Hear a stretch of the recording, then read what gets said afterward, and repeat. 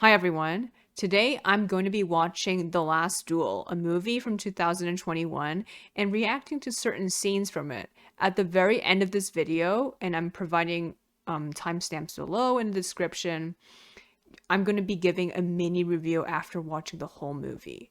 So you're not going to see me reacting to every scene in the movie because that's going to take forever. So you're just going to see me reacting to certain scenes. And, this will be enough to give you an idea of how I see this movie and how I interpret it as I watch it for the first time. So, without further ado, let's get started.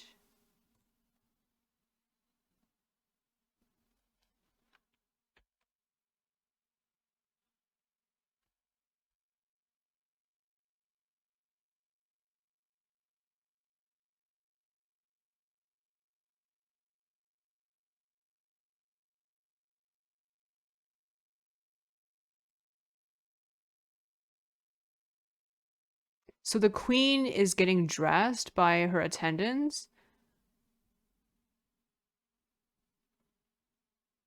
And as I understand from what people have told me about this movie, this is going to be told in three perspectives. So I think we are heading towards one of the most important scenes in this whole story where the queen is assaulted by her husband's best friend. And this dramatic event is told through three different viewpoints, which is her husband's viewpoint, the friend's viewpoint, and finally her viewpoint, which I believe is at the very end. So this is probably the husband's perspective, I think. So now we are in the public square and there's a bunch of people outside and it says that they are in France.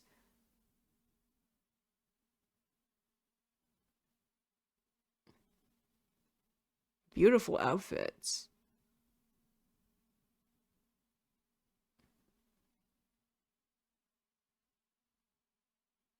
So only people with express permission can carry weapons. And each man is to fight on horseback and on foot, armed in the manner that pleases him. So this is the duel and they're preparing for it. Except for weapons or devices of equal design. And that's Adam Driver's character, who is the husband's best friend. So back in the Middle Ages, from what I've studied in university, some people used dueling to determine truth because they could not determine truth based on the judges. Sometimes, there would be these cases where it's very hard to determine what really happened. So they would actually duke it out, and, whoever wins, their side of the story is presented as the truth. So they're putting on armor now. So it's a little bit like trial by fire, continuing on with the historical tidbit. I read about trial by fire as well as trial by dueling and, all these other methods to get the truth out. So trial by fire is like, if I remember correctly, there's a fire, and if you are not burned, that means God has said you are telling the truth. And trial by water is when you're thrown into a lake or another body of water, and if you don't drown and somehow rise to the top, then you are telling the truth. But it's been a while since I took the course, so I may have gotten some details wrong. But that's what I remember. And that's Adam Driver's character, and I believe that's Matt Damon, is it? Not sure who the other guy is. He looks very familiar though. And there's the lady. She's watching both of them as they get ready to duel.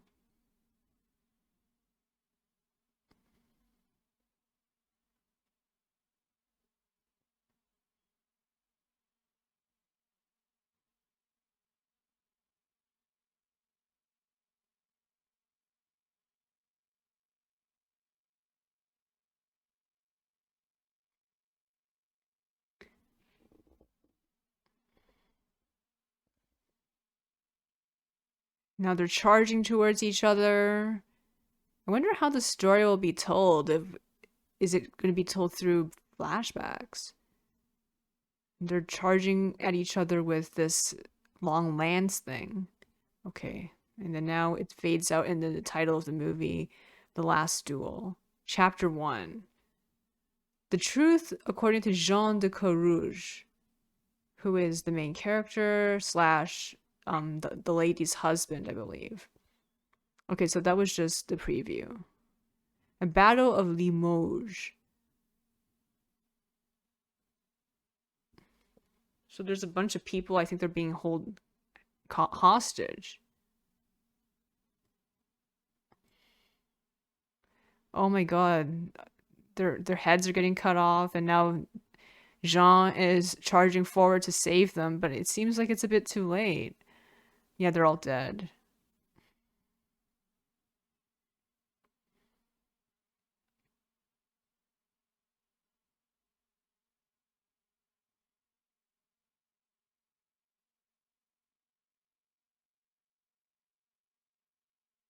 As I understand, Jean and his best friend are actually very close, and they actually save each other in battle, I believe. So we may be seeing that until, he finds out through his wife that Jean assaulted his wife. But Jean does not view it like that. He thinks that the lady does love him.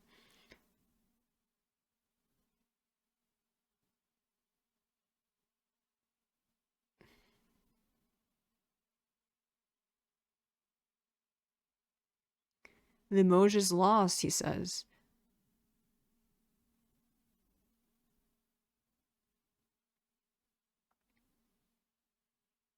So the new lord has ordered them home.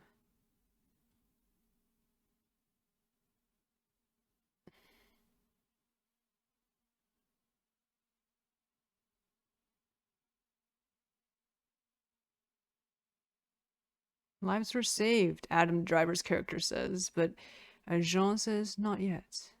Oh, he says, yeah, you saved my life. And then he says, thank you.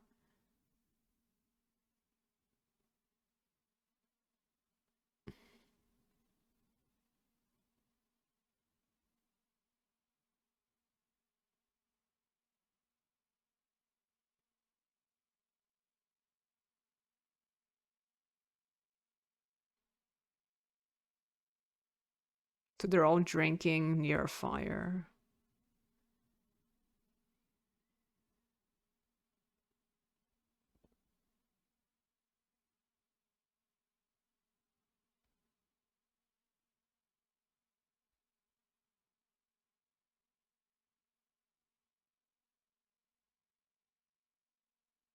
Now it seems like there's a new group of people.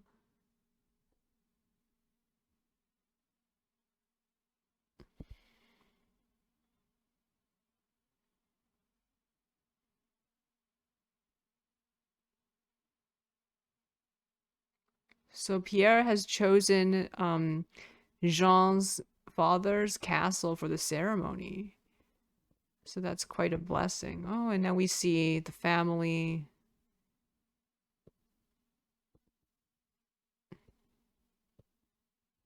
And I guess we see the wife soon.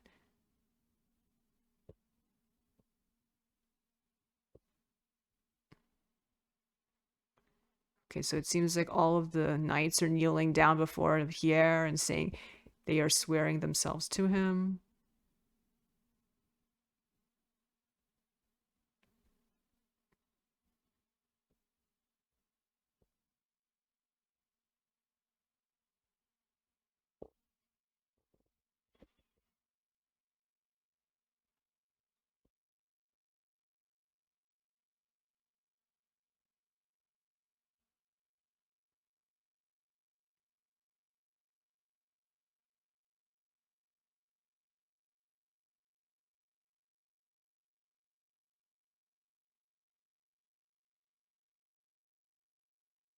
Hmm.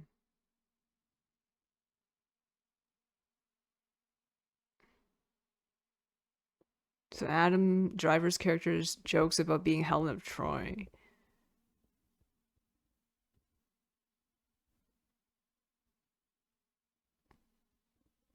So there's a reason why he visited, he says.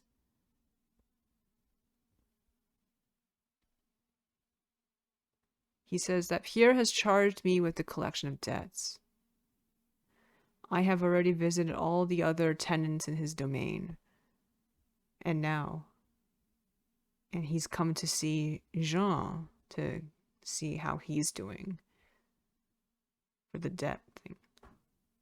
He says these levies are for military defense, and you know as well as anyone that the enemy is present.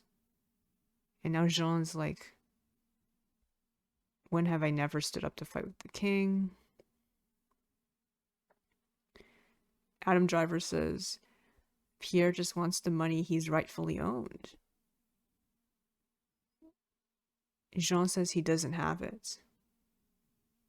His rent collection is down. My fields have yielded nothing.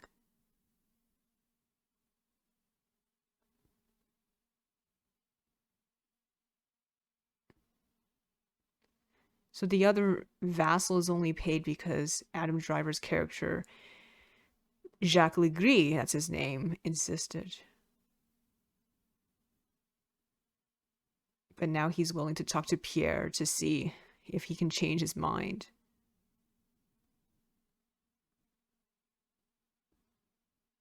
However, he says he can't return empty-handed.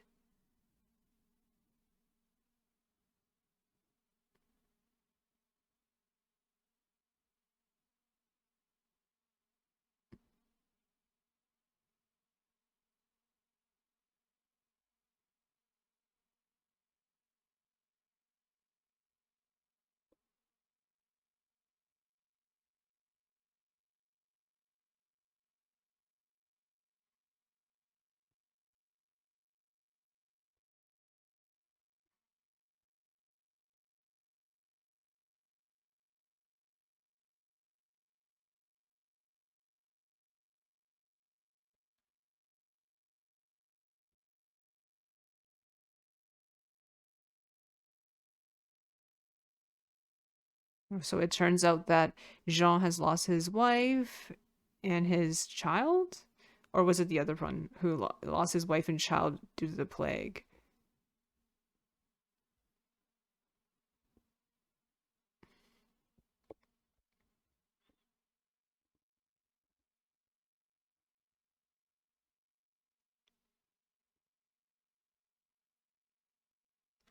Seems like Jean's going on a reckless mission. And he's saying he's not just doing it to fight. It's because he's broke.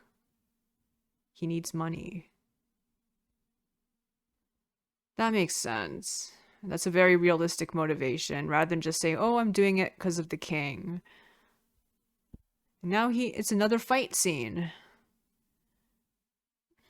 And they are just tearing through each other. There's a lot of blood and ooh.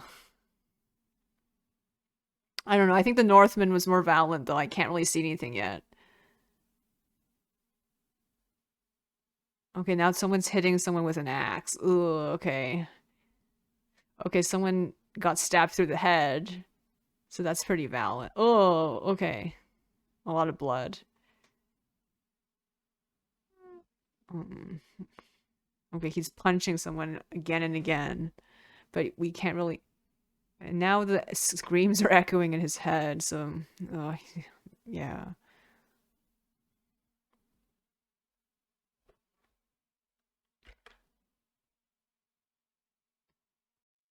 So in the second scene I'm reacting to, they are at a meeting and they have just seen the woman who will become Jean's wife, and they were saying that she was very beautiful and she is of a noble name.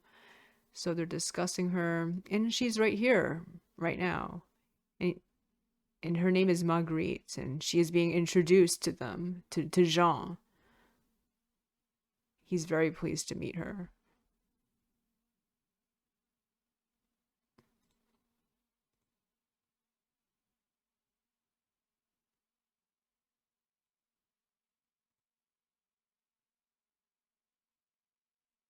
So now we're talking about the dowry.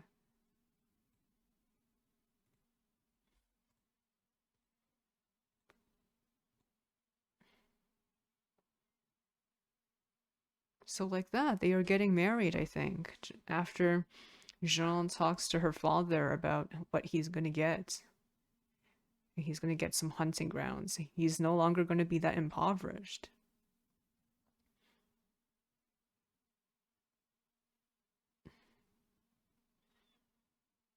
He's saying he wants that piece of land.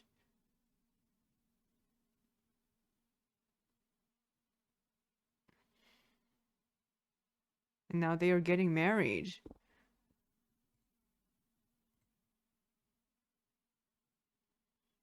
And there's a monk.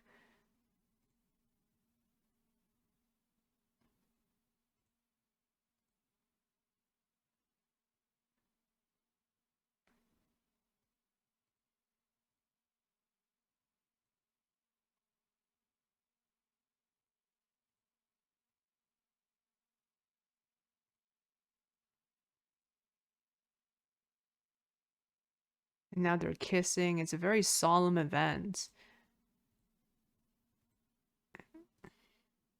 And now they're dancing after that.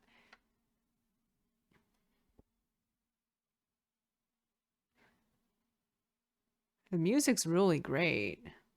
It sounds very historically accurate. And he's telling her that he's a very jealous man. And tonight you are mine. You will dance with no other.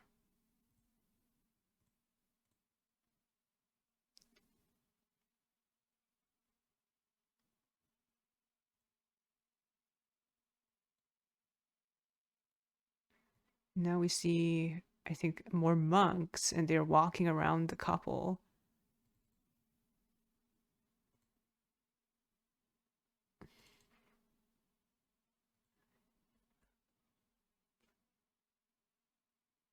And now they're holding hands. Are they going? Oh, they're going to the bedroom.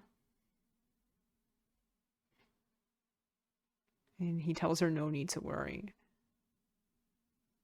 Okay, and now it's a scene of them. Oh, him with Jacques Legris, and they are exploring the new land he has acquired. Oh, there's some animals there too.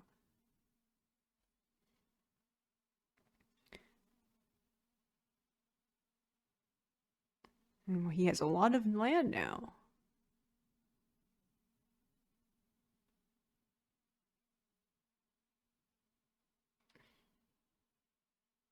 Oh no, this is the land that was supposed to be part of Marguerite's dowry, but was given to Jacques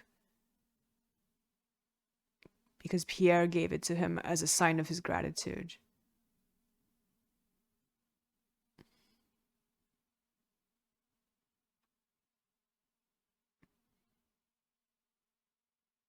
And now it's starting to rain.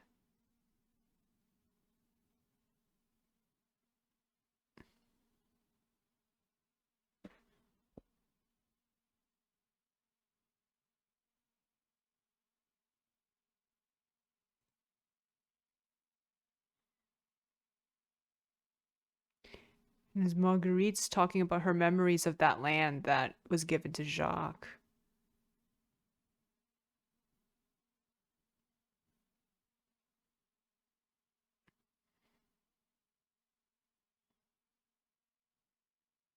And he's saying, it's a pity that Pierre took the estate away from your father.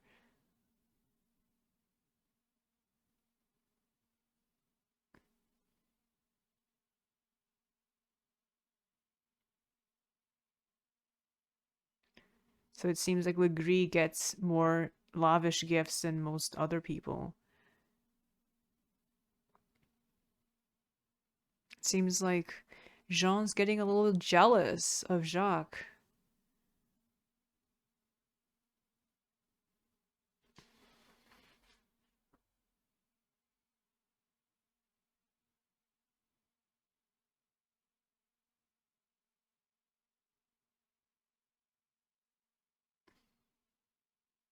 Now he's talking to someone about how this land was promised to him as part of his wife's dowry. But unfortunately, it's closed. The decision comes directly from the king. It seems like something's being built right now. A cathedral. Oh my.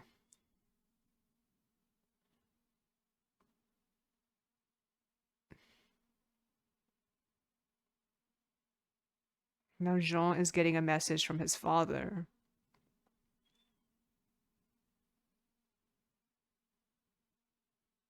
Oh, geese.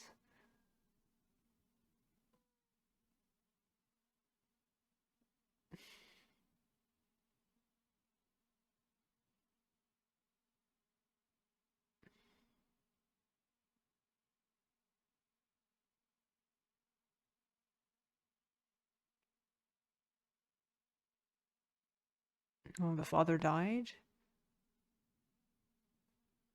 So his mom's saying his father died quietly in his sleep.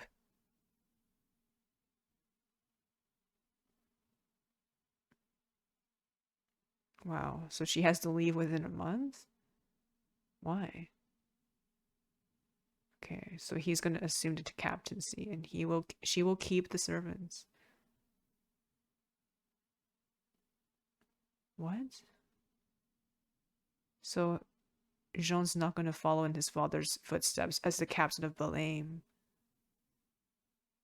So now people are angry at Jean for suing to get the land for his bride. Now he's made an enemy of Count Pierre. Oh, he's going to be losing a lot of things.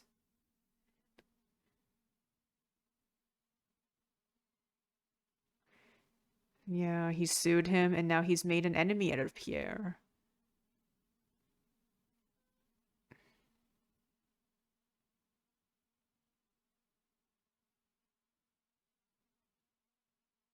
And then Jean asks, "Who will then assume my father's captaincy?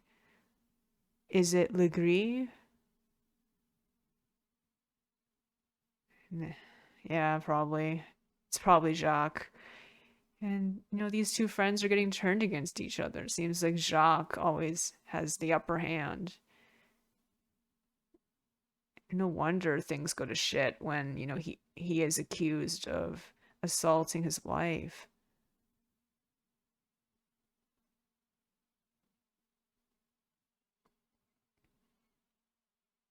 Yeah, it probably is Legris, right?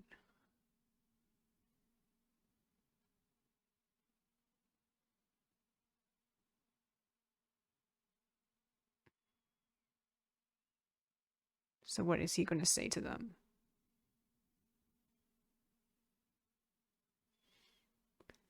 He said to Pierre, "Can you stand there as a man of honor, as my liege lord, and say that I am not man enough to assume my rightful capacity that my grandfather and father held for the last 20 years of their lives, and took command of that garrison and hold the fort of Belem for my king?" And there was Legris, whose life I saved, sitting by his side with his captaincy, not even man enough to look at me. He's saying all of this to his wife. So now he really does not like Legris. He's really jealous of him, and he just thinks that it's really unfair how Pierre favors him. It's really reaching a fever pitch. So now Jean says that they are no longer welcome at court. He's really made a lot of enemies. Okay, 1 year later.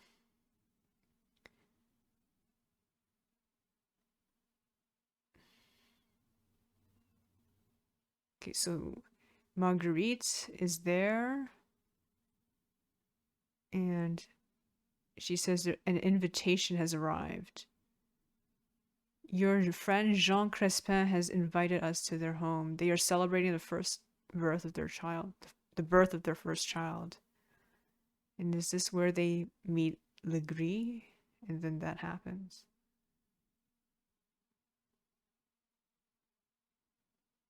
She suggests that maybe they should just go and show their faces, even though they aren't allowed to show up at court.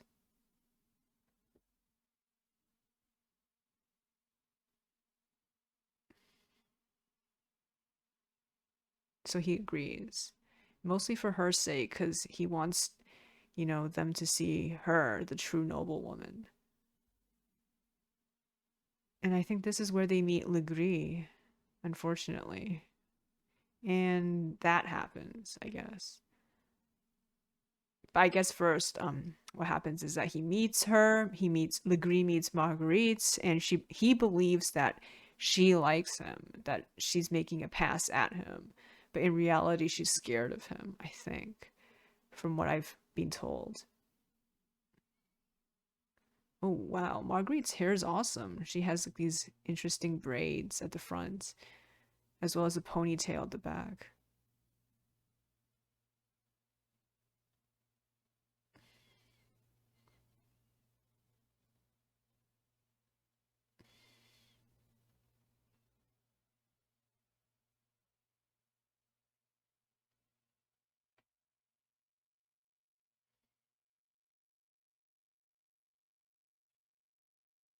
Oh, there's Legree, and he's talking to this lady. Oh, all the outfits are amazing.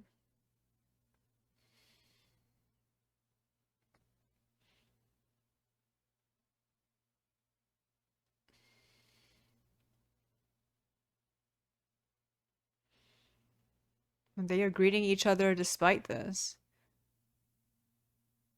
And he says, Jean says there be there no ill will. Well, it's good. I'm really glad they're bonding again, but obviously they're going to fall apart again. And now, oh, Marguerite's meeting Legree for the first time and they kiss to greet each other.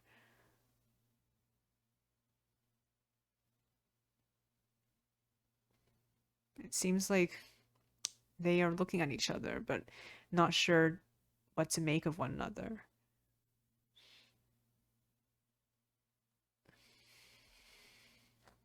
Okay, now Jean's leaving again for another battle, I believe. And he's leaving for a few months. And maybe during this time, she's going to meet Legree. Who knows?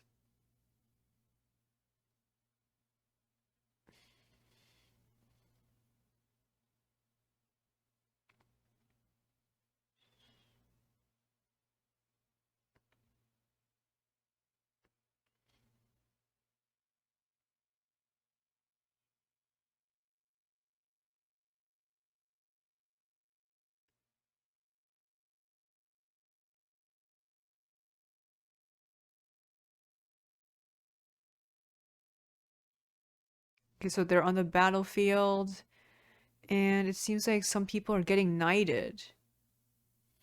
And Jean, someone is giving him a necklace in honor of the service to the king. So it seems like he's gaining back his face. And now he is knighted. Be thou a knight in the name of God.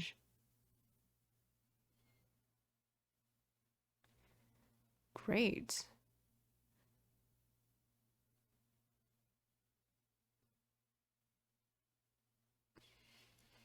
Oh, now they're in Scotland. 1385. Wow, that's pretty far away. No wonder he's going to be away for such a long time.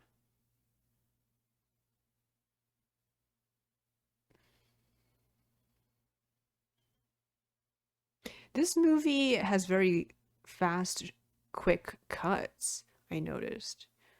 It's unlike The Northman, which takes a longer time for each scene. Oh, now they're getting shot at by fiery arrows. Whoa.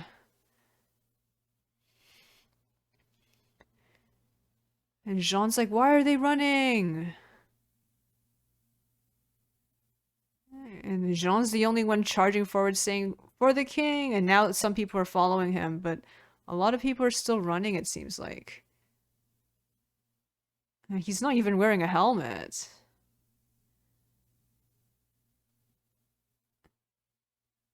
And now someone's screaming, our Lord returns. Who's returning, is it?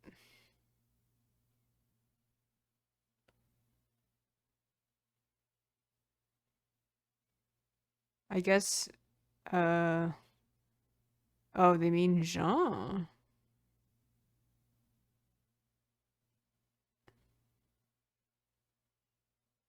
Oh, so he survived.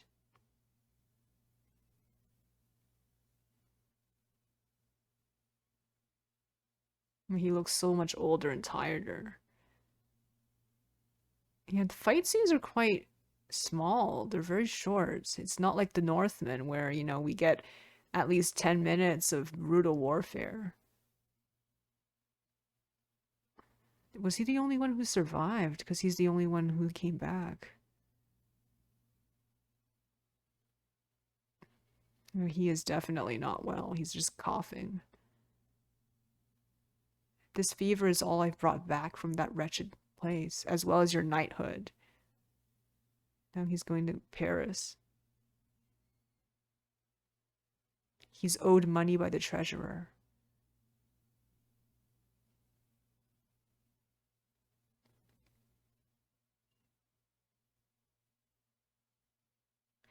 A duty says he has to report to Pierre.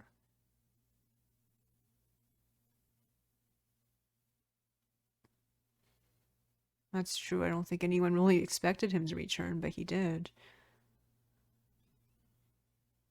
I guess that was a really difficult battle in Scotland. Well, I guess it makes sense for this movie to be quicker than the Northman because there's three viewpoints, so we can't spend that much time on each battle. While Northman is just one perspective.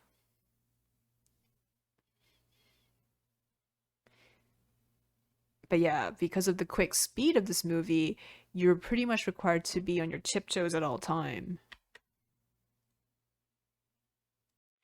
So now I'm at the scene where Jean has returned home and Marguerite is shown at the very beginning looking through the window to see him coming. She looks very sad. And at the table, his mother has left them to talk alone, and it seems like something has happened.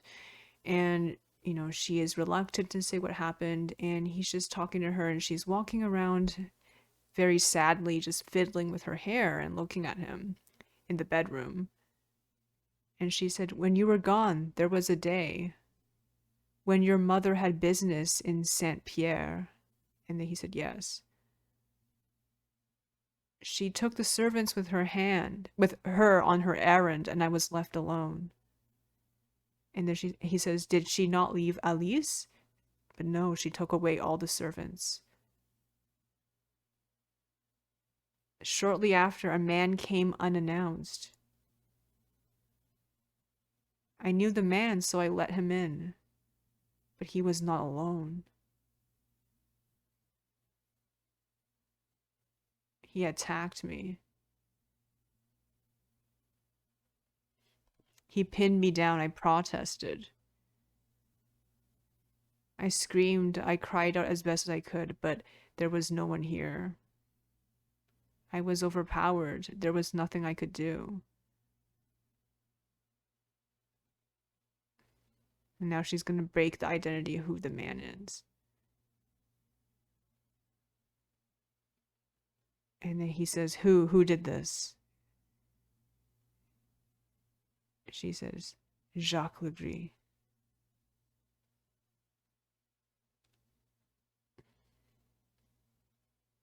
And he says, "Are you telling me the truth?" And she says, "Yes." And now she says that he must believe her. And then she's begging him. And he says, "You are my beloved here. I was not here to protect you." Wow, I wonder why Jacques just suddenly showed up like that. That's so they didn't even have that much of an interaction. And now she's saying, "I want him to answer for what he has done."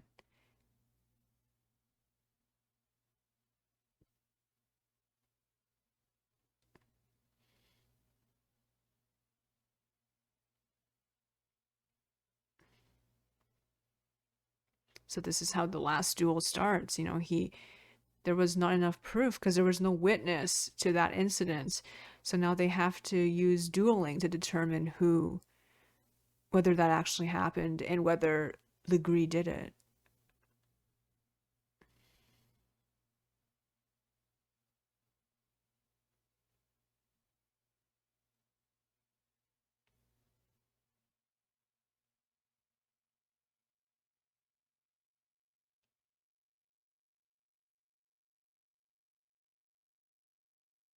So he's telling everyone that Marguerite will have to tell everyone about what happened. Only, if that happens, Pierre will have to grant a hearing. And now he requests a duel to the death. This custom was outlawed years ago, Pierre says. No, it's not true. It is true that no duels have been. But apparently it's still acceptable as a venue, the old man says.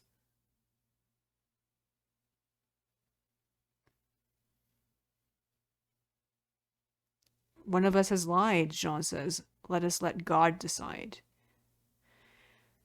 But if Jean loses, his wife would suffer dire consequences. And Jean says God will spare those who tell the truth, and the truth will prevail.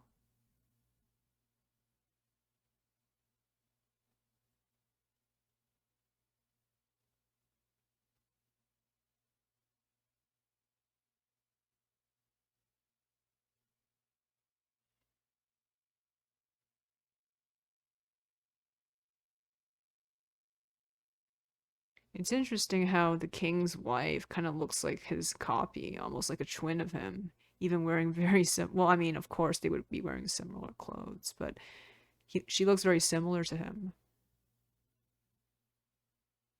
Oh, this is the king, not Pierre, my bad.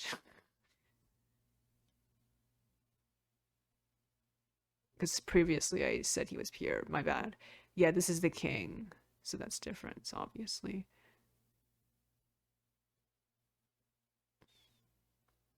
Yeah, they don't even look like. Why did I say that they were the same person? I'm sorry. Pierre was the blonde guy at the beginning.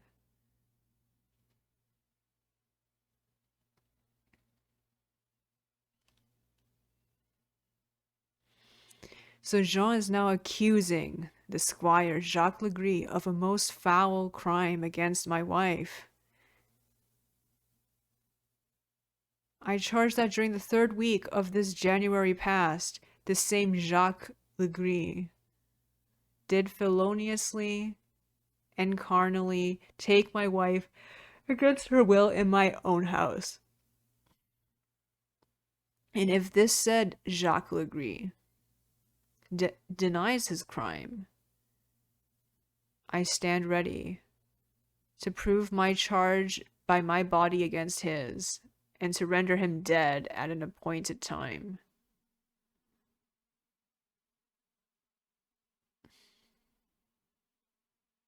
And now he puts down his glove. I see. So now, chapter 2, from the perspective of Jacques Legris. And now we are at the beginning again with the same battle, because this is from another perspective, with the people's heads getting cut off once again.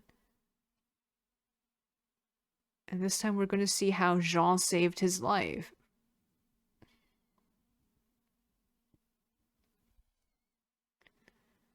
Oh, all those people's heads are getting chopped off again.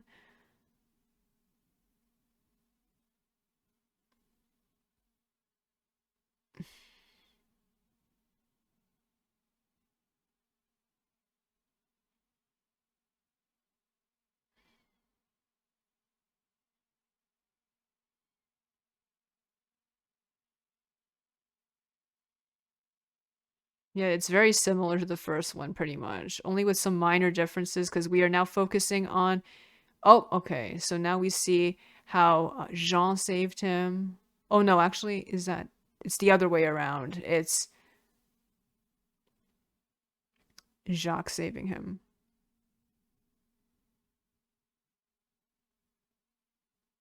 Okay, so now he's justifying why he counts Jean as a friend to Pierre.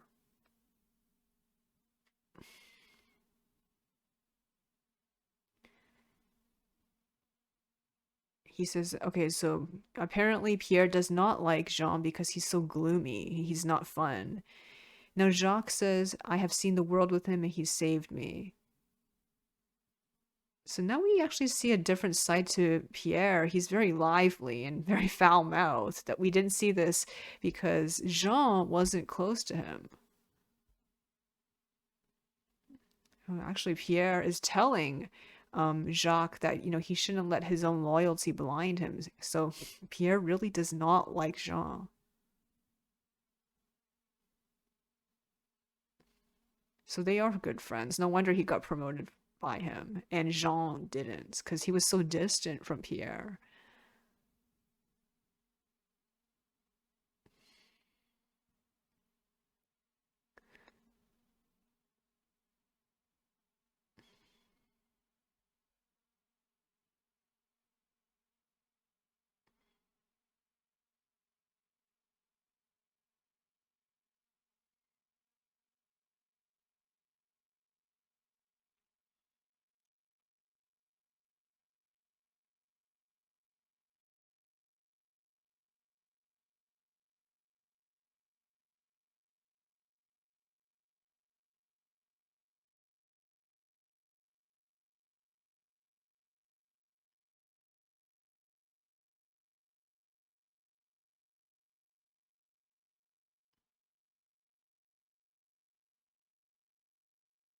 So now they're laughing and joking with Pierre and his wife, who is growing the eighth child of their 14th kid. Sorry, eighth child in their 14th year of marriage. Okay, now so she retired and now they can have more fun.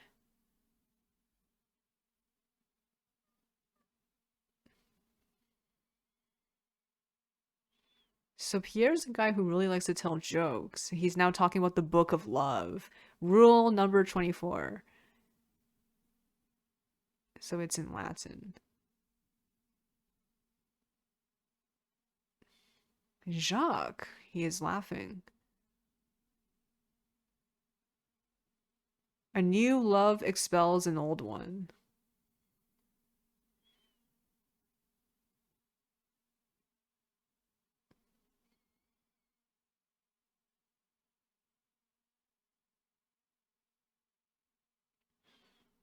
So this is definitely, this kind of social atmosphere that Jean was never involved in. He is definitely very serious and kind of just focused on his wife and doesn't seem to be friends with anyone else.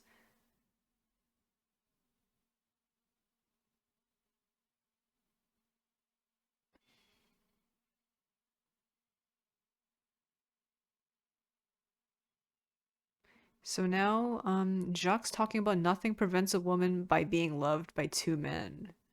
Well, that's foreshadowing how he sees Marguerite, right?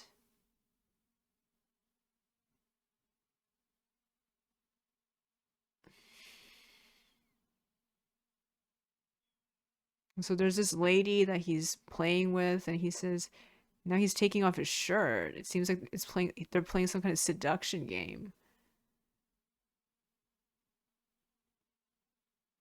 And then she's saying no, but she's laughing. So this is how he understands consent. It's a bit different. Since he's used to this kind of atmosphere, right? This is how he later sees Marguerite, I guess. Yeah, she's saying no, no, no, no, and he's holding her and now slamming her against the bed.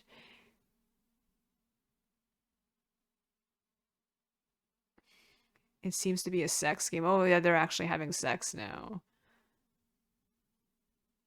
So this is something that he's quite used to. Well, there's a lot of women, and Pierre's also having sex with them. So it seems like Jacques is used to some, wild partying. Yeah, no wonder Pierre finds Jean boring. Jean would never do this kind of thing.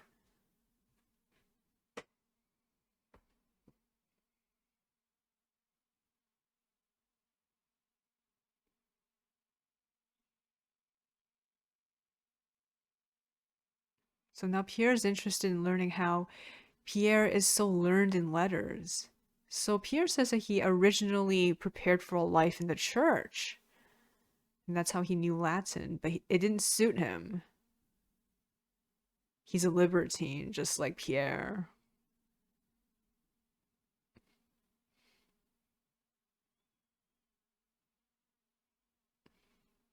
Honestly, I think Jacques has a better friendship with Pierre than he ever did with Jean. Jean and him never really understood each other, don't even have anything in common except for, saving each other's lives in battle.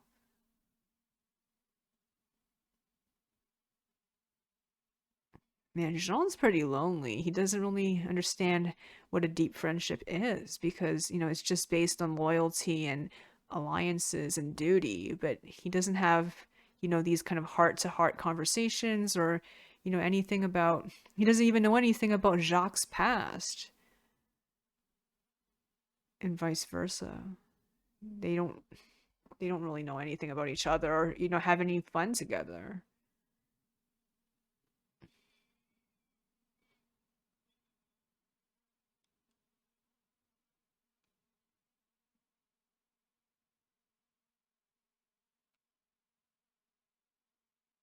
So now he's talking to Marguerite's father.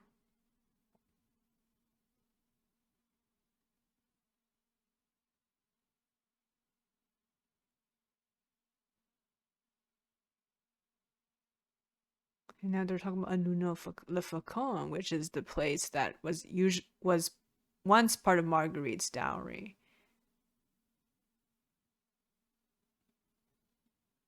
Yeah, and now the father's saying it is to be part of my daughter's dowry.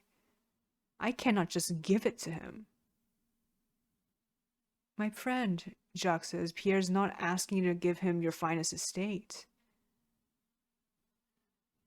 But Anu Le Faucon is worth twice what I owe, the father says.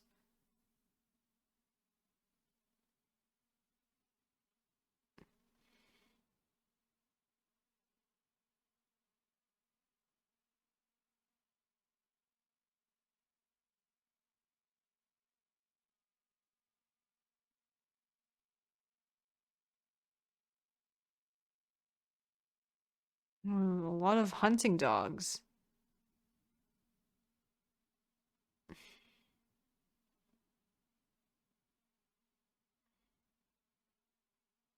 And now Pierre's laughing at the father. There's a father so desperate that he'll marry his daughter to Jean because he really doesn't like him. He says, is she the only noble woman in Normandy? And Jacques is saying, well, she's rich, young, and she's beautiful.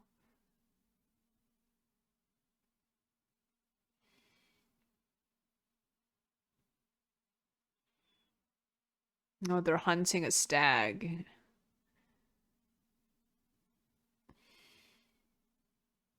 They're marking a little boy's head with the stag's blood. Badge of honor.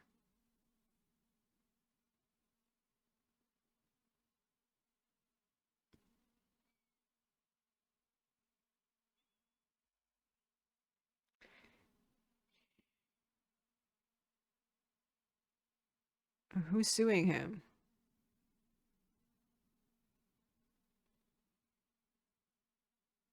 Jean de Carouge is suing me, he says, Jacques.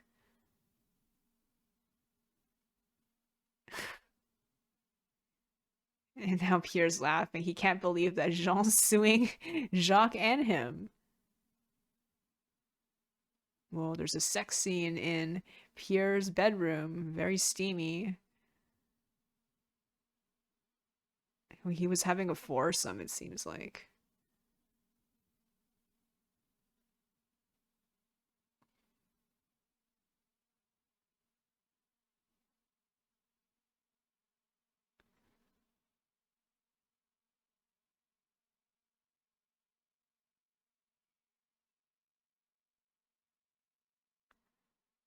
Well, so now Pierre's like, you're going to be the new captain of Belém, no longer Jean. He just tells him to take his pants off and join the party. And now Legree's joining. Now he's getting sworn in as being the Knight of Belém. Man, Karuj is gonna be so angry.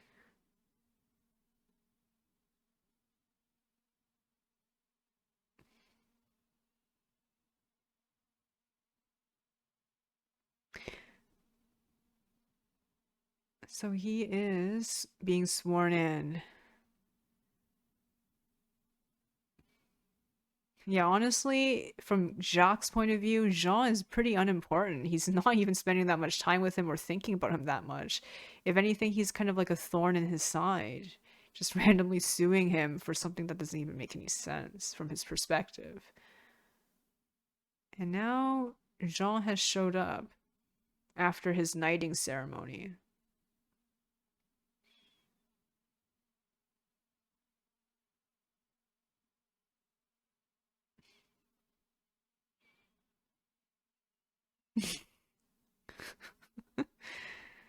Yeah, Pierre's like, "Are you here to sue me again?"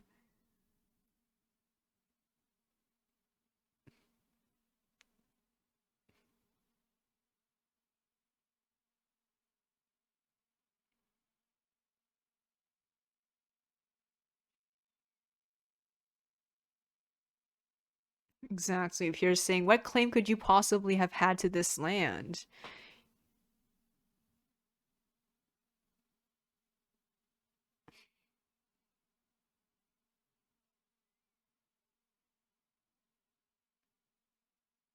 Jean is just making a scene out of this. And he says he waited for 20 years.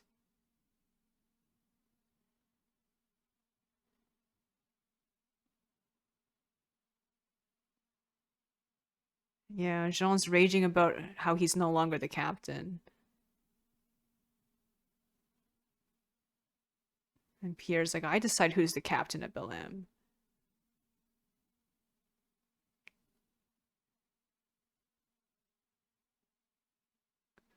And now he's talking about suing again. And Pierre says, "In 3 years, you managed to marry a trader's daughter, sue me for land that never belonged to you, and to stand before me for the second time in as many years, threatening once again to sue, all while speaking of duty and honor. Is this how you serve me?" And then Jean says, "I serve the king." And he says the king again. And then he leaves. Heaven and earth. And then Pierre's like, "Heaven and earth, what?" Okay, that's pretty funny. I have to admit. Yeah, from their perspective, it does seem Jean's very petty, very childish, and he doesn't understand how the world works. He just has this very rigid idea of what should happen, just because, oh, his father and his grandfather were captains, so he should be. And he just doesn't understand how to network with people since he's so distant, really, from everyone else. That makes sense. I mean, just like in real life too, like currently, right? If you're not with the right crowd of people, it's very hard to get up, even if you do have connections in your family.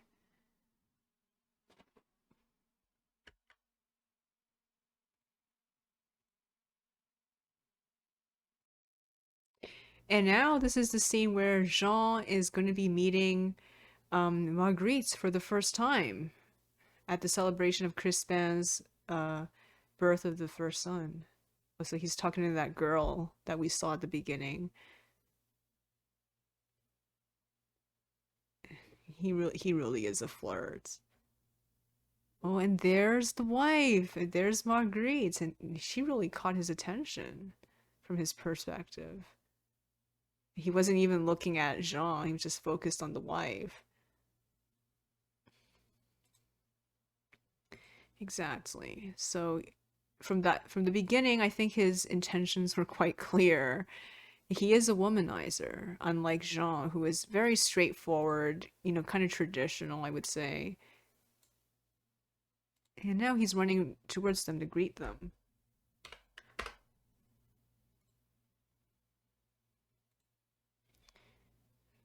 "Let there be no ill will among the servants of the king." So that's the main focus, not so much on really that much emotion. It's more of a practical thing. And now he's telling Marguerite to give him a kiss. And from his perspective, it's a bit sensual. She looks a bit afraid of him in the close up and a little bit stunned, but maybe he interprets that as attraction.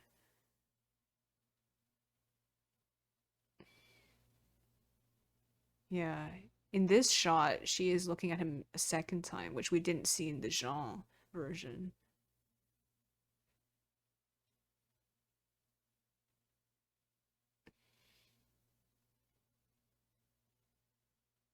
And he's watching her, and she's helping the kids with something. Does he talk to her in this feast? Oh, they're getting close to each other at the feast table. It's a shame we hadn't met until tonight, he says. It is? She says. I had no idea what a lucky man Carouge was, he continues, that he has such a beautiful wife. From what I have heard, you have no trouble acquiring beautiful women, she says. And he laughs. And from what I have heard, he says, we may have a great deal in common. And she says, what could we possibly have in common? He says, appreciation of one another's appreciation of one another. And then he laughs and she laughs. And she says that he's quite talented when it comes to flattery. And then he says, you're a reader. And then she looks away. And then he says, like myself. Romance of the Rose. And now she opens her eyes and looks at him. And she says, I thought it was rather dull. Yeah, from his perspective, this is quite a good connection. And she says she prefers another novel, which is more challenging. And he says, smart woman.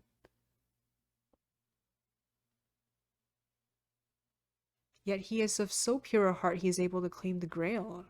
She really admires that. Oh, they're talking in Latin now.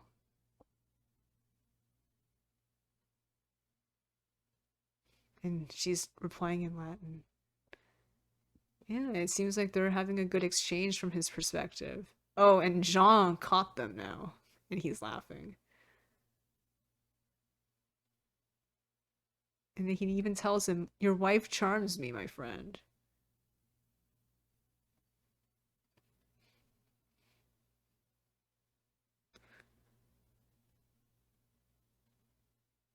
Now he's watching them dance, watching Jean and his wife dance.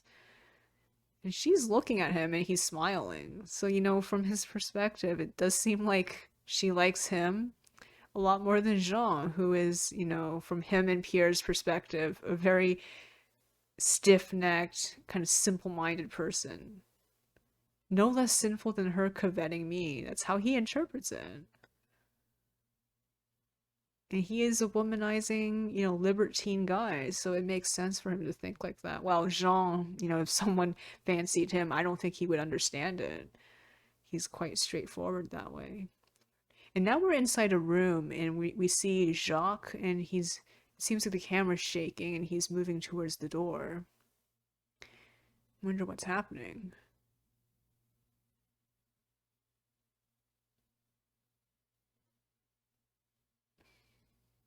Oh, now it's like a vision of Marguerite.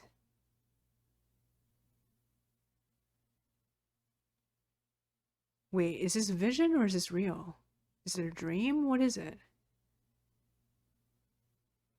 And she's saying, please forgive me, I wish. And he wants to kiss her. Okay, it's a dream.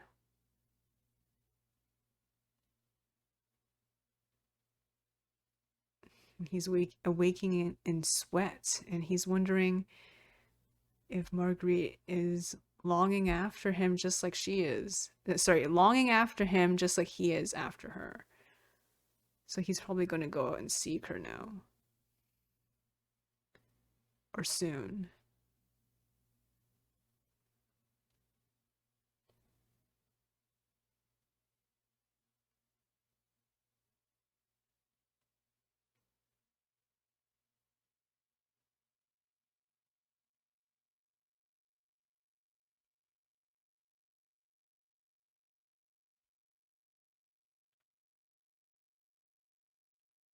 It seems like he's really in love, and someone's saying, I've never seen you like this before.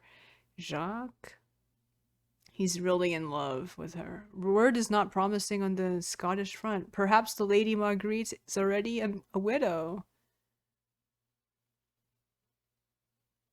What do you think of her and Jean speak about? Do you think they read together? But he's illiterate, though, isn't he? And then Jacques says, the debt we owe to our friends is the greatest of all. But is it greater than love? The friend asks. That's a good question.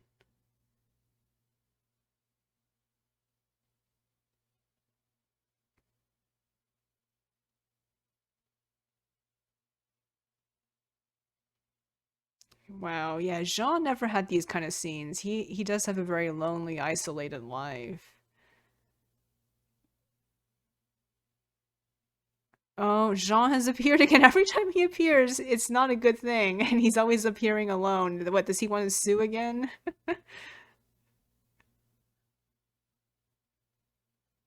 Oh no, he's returning to Pierre to report that he's come back from Scotland.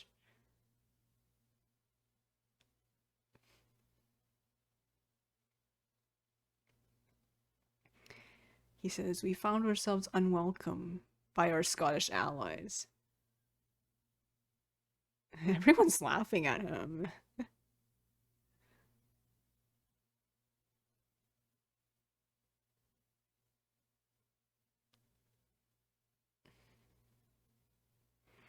He returns with nothing and without 5 of the 9 squires under his command.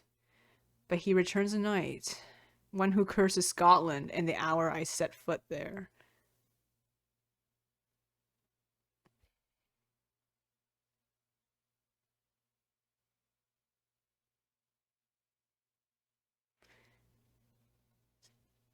Okay, so Jacques is speaking up for him and saying that, he did do a good job despite losing all those people.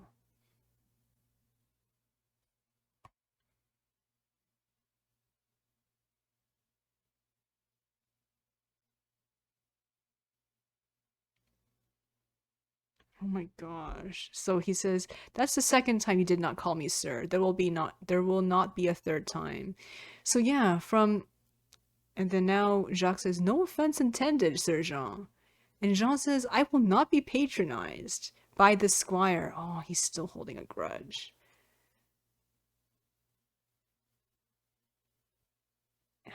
No wonder he's so unlikable and why everyone laughs at him.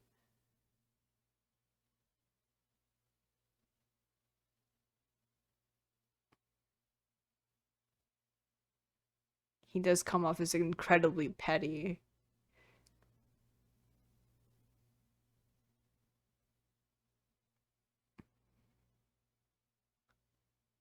Man, he really has a grudge. He's just saying, oh, you're so greedy. In my company, you will always have to call me sir.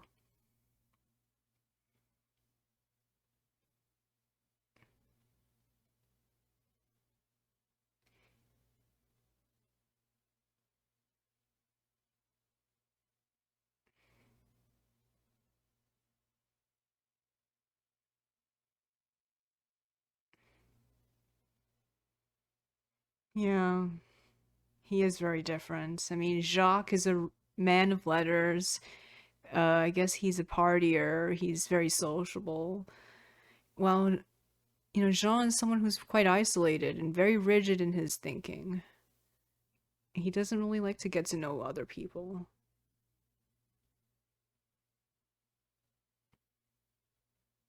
And now it's Adam Lavelle and Jacques showing up at Marguerite's residence. And this is the day that, Jean's mother. Why is he doing this? Is it because he wants to seduce her that badly? He's so in love. Okay, so now Adam's saying, oh, I just want to warm myself up. Can I come in, please? Oh, and now he's in. Oh my gosh. He says, my lady, forgive me for intruding. I love you more than any other, and I would do anything for you. Everything I have is yours. And she says, how can you speak to me like this? He says, Marguerite, how else? You must know it cannot be helped. My love for you has consumed me. And she says, how dare you?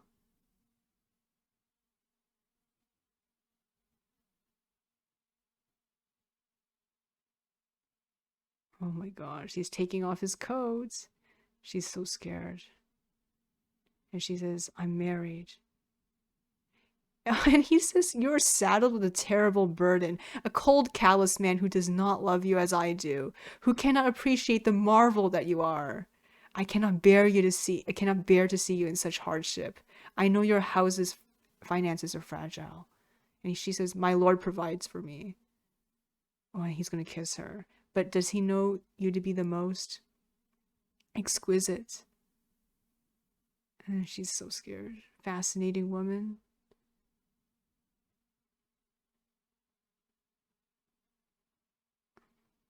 He says that he would devote his life to her. And she looks really, really frightened. Hear me say that I'm in love with you. I know you love me too. And she says, you must leave now, please. And now he's just, oh no, he's going to commit the crime now. And she's trying to step away. Oh, she's running upstairs and now he's dragging her down. Oh, he's following her. Oh my gosh, this is terrifying.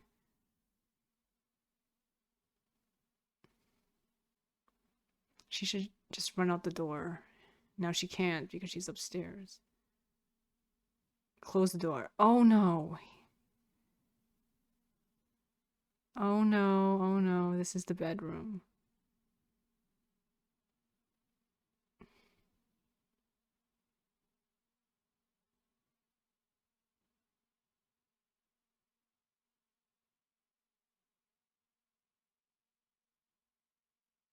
If you run, I will only chase you, he says.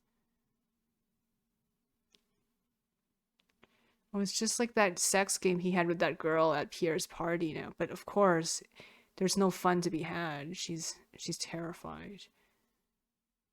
And she's saying no as well. But of course, this time she's legitimately terrified. It's not like that other girl who was just really enjoying it because it was just part of the game. And he's throwing her on the bed, just like he did with those other women at the party. Of course, he cannot read the situation that she's genuinely terrified, but he's just too selfish. He does it anyways.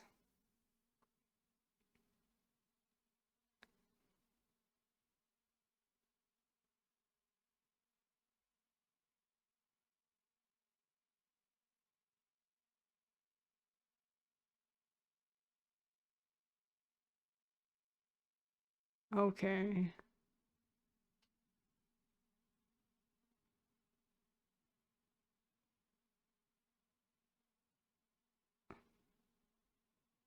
Oh, he just did it.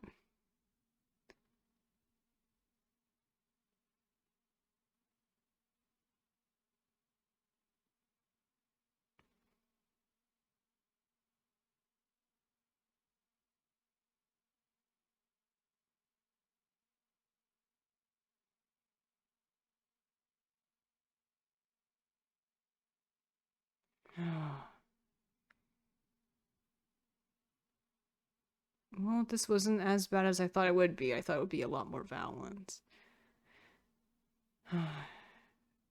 The next perspective we'll see is Marguerite's perspective herself. So I'm sure it's much more terrible from her perspective. From his perspective, it's not that bad, I guess. And then he tells her, I beseech you, tell no one. For your own safety. Now he's threatening her. If your husband hears of this, he may kill you. So he is a selfish prick. He doesn't even give a crap. I don't think he enjoyed it that much. He realized that it wasn't mutual. It wasn't like the other sex games he had at Pierre's place. And he says, oh, we couldn't help ourselves. Well, no, actually, it's just him. He couldn't help himself. Now he's going to the church and saying, forgive me, Father, I have sinned. Yeah, he definitely did. I'm glad that he realizes that at the very least. He has committed the sin of adultery, but not. He didn't talk about the other sin he committed against a man I once considered a friend.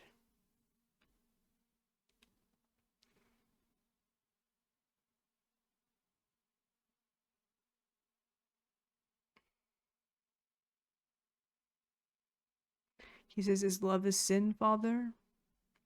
How can I seek absolution for love?" And then the priestess says, "Oh, temptress is leading you astray," and that's how he sees it. Back then people viewed it like that. Not seeing as the man's fault, but some kind of, it's either the woman or they could not help themselves, or some kind of force was guiding them on. It's a test, the father says, a test, not a crime.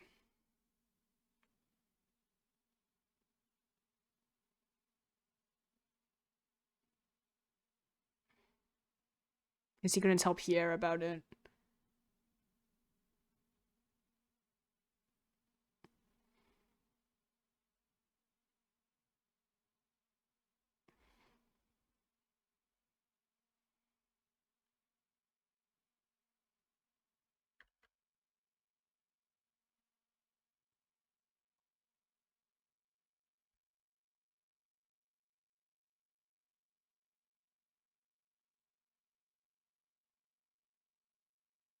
And Jean has brought a charge against him that you took his wife against her will.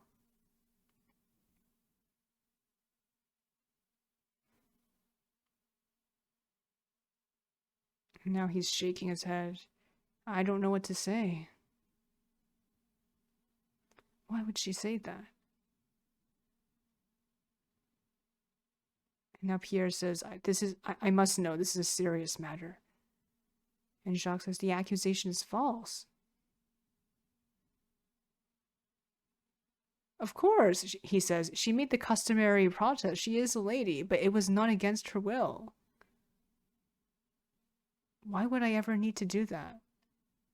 Have you ever known me to lack the company of women?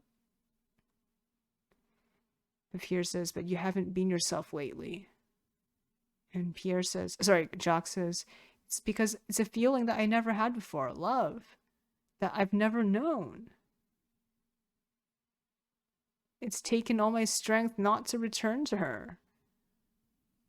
Pierre looks uncustomarily depressed.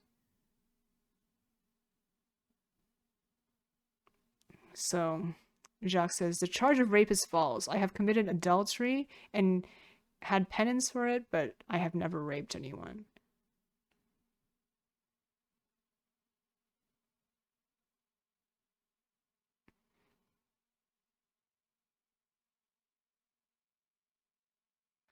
Well, Pierre says, the world sees everyone as a villain or a hero, so they don't understand this nuance.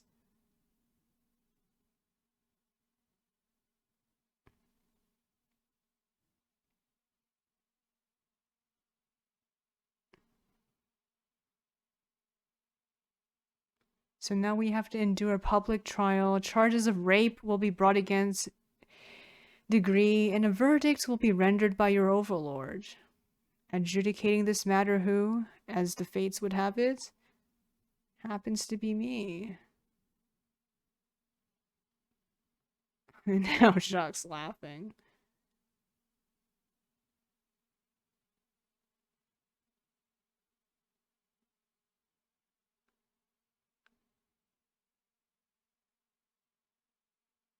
Now and Pierre's saying that there should be no further questions about it, and he is totally innocent.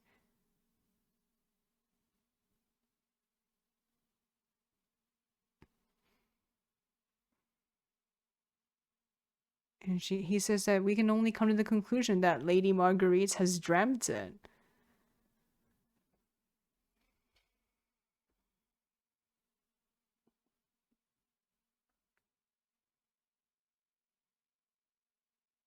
Oh, Jean de Carouge has already traveled to Paris, and he's filing an appeal to His Majesty. Oh man, this guy is quite litigious. I mean, he really likes to sue and stuff. From their perspective, he just feels like he never gives up.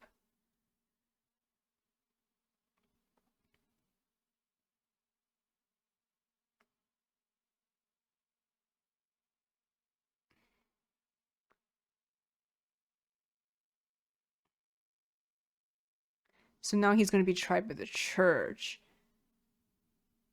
which is more favorable.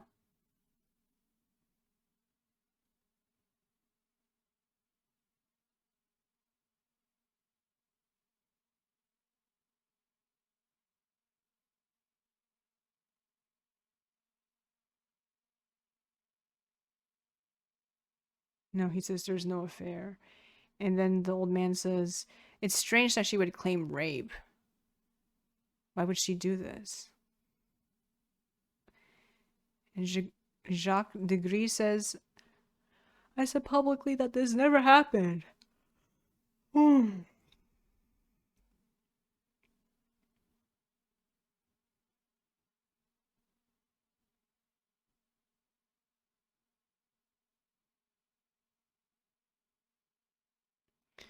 So rape is technically not a crime against a woman at this point. So this is a property crime against her husband, Jean. It should be settled quietly, not a duel to the death.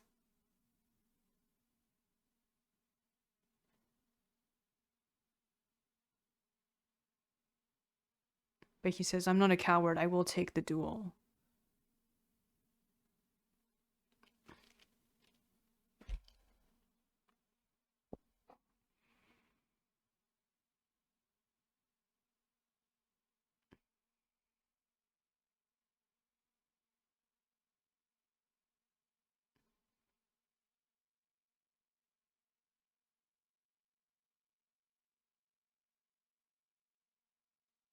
So now he is saying that he denies all the charges in front of the king and the queen.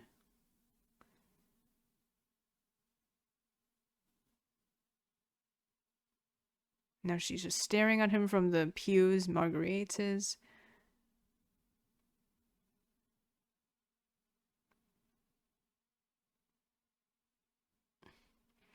So Jacques is saying that Jean has falsely claimed this and he's lying.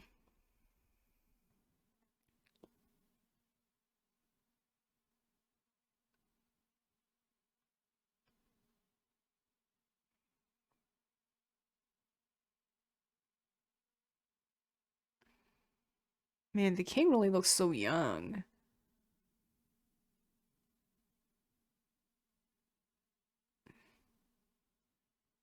So he takes the glove left by Jean.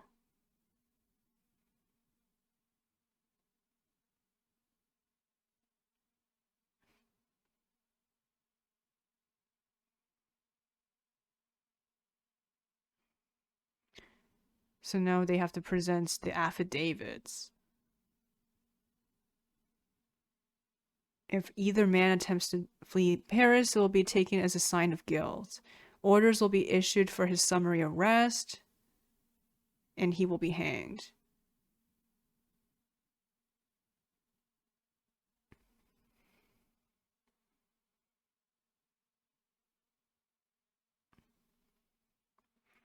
The king will decide if a duel should indeed be fought.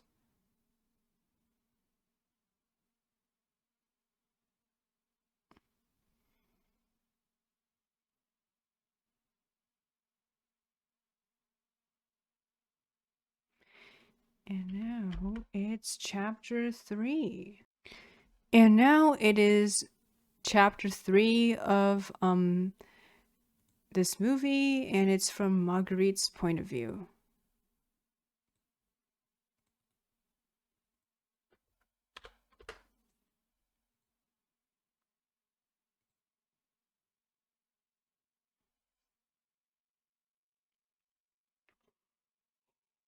Sorry for yawning, I'm getting tired.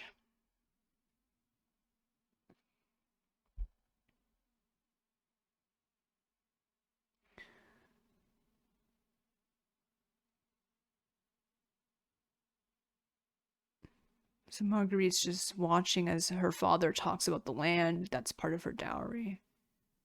And he says, "My daughter comes with money. That is all I own." She's looking scared as they talk about the bride price because she's just an object, unfortunately, in this patriarchal society.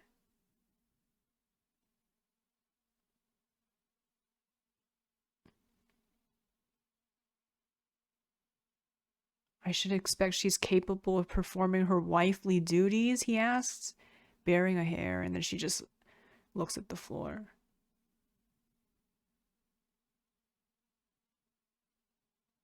"The conception of an heir and children to follow shall be swift," but they haven't really happened as far as we've seen. Maybe later on after Jacques dies. Yeah, I guess for Jean it's important because his previous wife and his child died. Oh, and it's them getting ready to sleep together for the first time.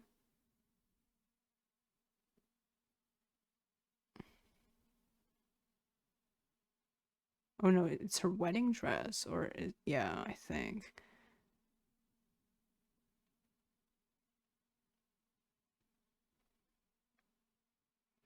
Or is this her nightgown? Yeah, yeah, it's a nightgown, I think. Oh, okay, they're having sex.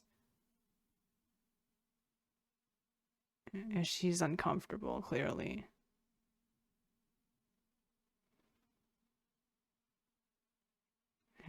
She really is overwhelmed.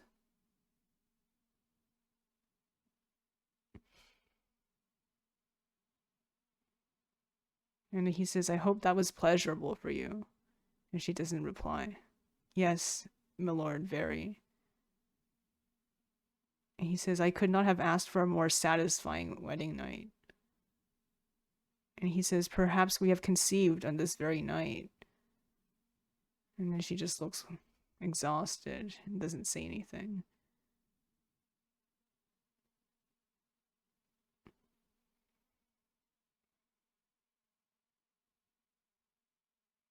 Well, now they're at the party where she meets Jacques for the first time. Oh, the minute that he looks at her, she looks away this time. So I guess she was never comfortable with him, unlike what he assumed.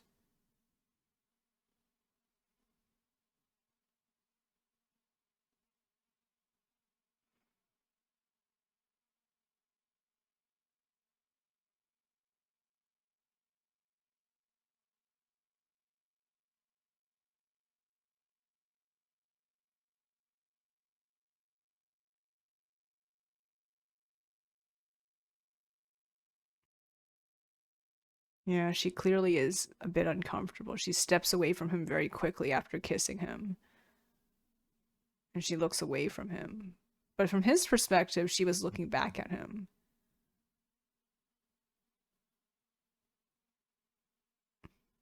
And all these women are saying that, Jacques is very handsome. And people are saying that they want to have an affair with him.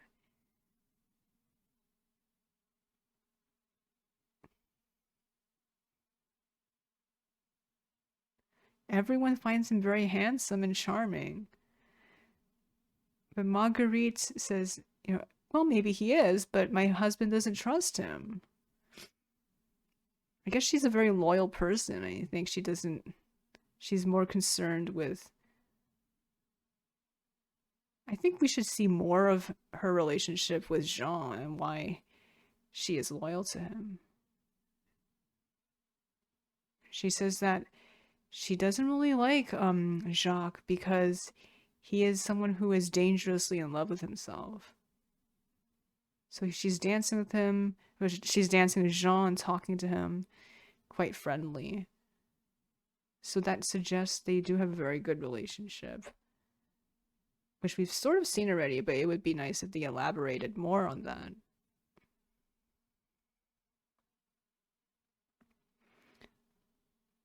So they brought a mare for breeding and talking about how she will form many colts. That's a lot like how women were seen at that time. And even today in many societies. And there's a crazy black stallion who just comes out of nowhere to get on the white mare. Oh, that's just like how not that stallion. He's like hitting that stallion. So this is basically just wait. So this is exactly like what happens later on, with Jacques.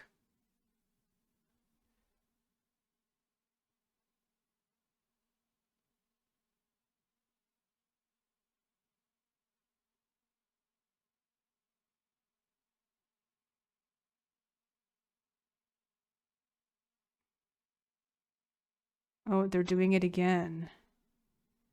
Just after they talked about the horse. She doesn't really seem to like their sex, honestly. And they're wearing clothes while doing it.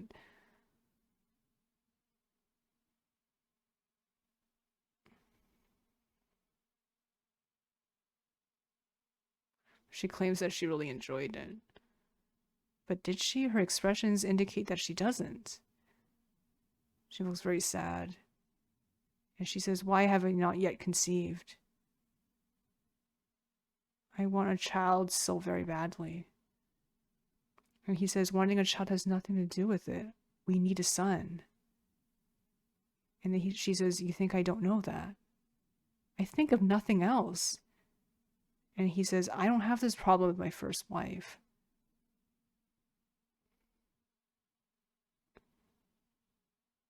So she doesn't feel comfortable with him entirely. But Jean, from his perspective, we didn't really see that. We just saw her as a very supportive wife. But she has a lot of doubts, and I don't think she fully likes him that much. But what else does she have, right? So she has to remain loyal to him. And, Jacques makes her unsteady and a bit and very scared at this point. And later on, she's proven right because he is very unreliable. And now there's the horse. She's coming back to see it. And the pregnancy's going well with the horse. Why is she penned up? Before my master left, he had told me to do so. My husband knows much about horses. Riding them. The upbringing I leave to you. And then he says, "It will be better for the mare to be roaming free." And then she says, then she should roam free. Unfortunately, Marguerite herself never really roams free, does she?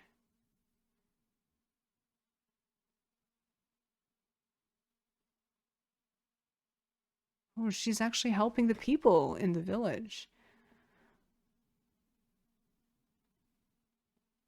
And she's roaming free when her husband's away.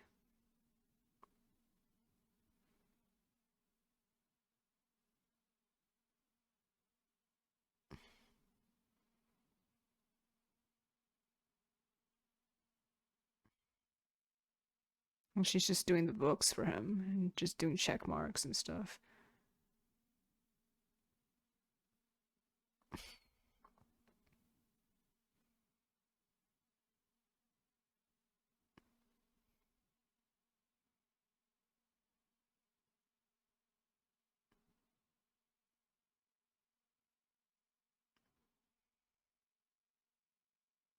And she suggests using the horses because they're faster.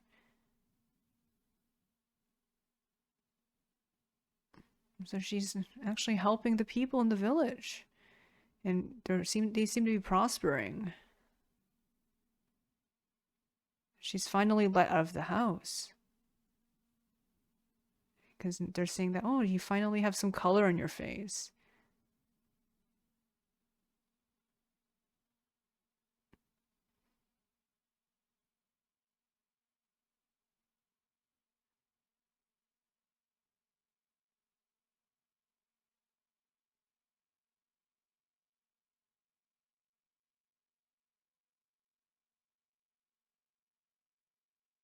So apparently the queen has pierced nipples.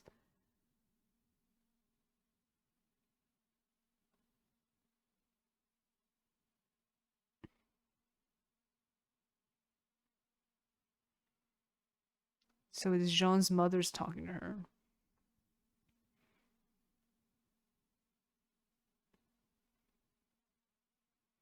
And then she, of course, talks about, not being a steering your husband away from conflict with others. And she says, Jean does what he feels is necessary.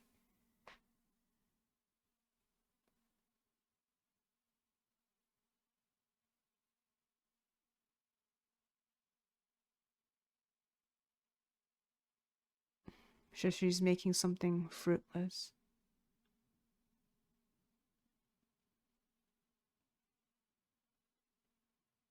And as she's insinuating, oh, are you fulfilling your wifely duties? Or maybe you cannot be pleased. And then she just looks at him. She just looks at her. Hmm.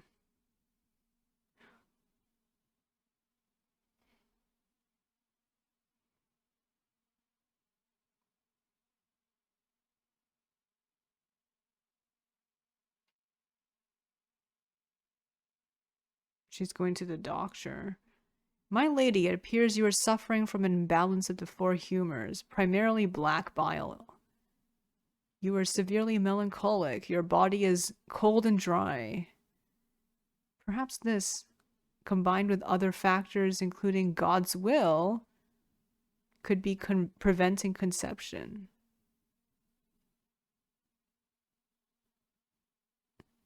It's imperative that you have a pleasurable conception, similar to your husband, in order to create a child. Do you find intercourse with your husband pleasurable? And she says, yes, of course. Although I am not certain I am experiencing the little death, as they say. But if you find it pleasurable, then you are.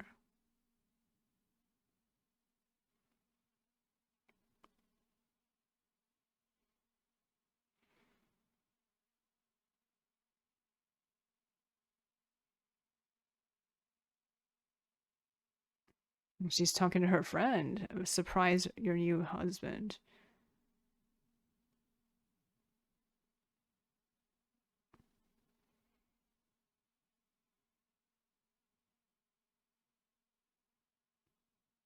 And then her friend says that her husband doesn't like to kiss her. His appearance has become more repulsive, and Marguerite's smiling because I guess she finds it similar to her own situation. Her friend says Jean is handsome and generous, and Marguerite says my marriage isn't without its problems. So a lot of people can't see, how something is like on the inside.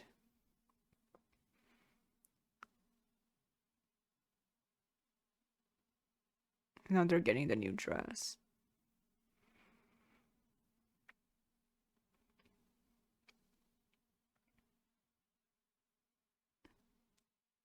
Oh, is that? Oh, it's the Black Stallion. And what's his face is there? Jacques. And, the two girls are watching him from the window, and he just happens to be down below. Oh, wait, he spotted her, and he's bowing to her.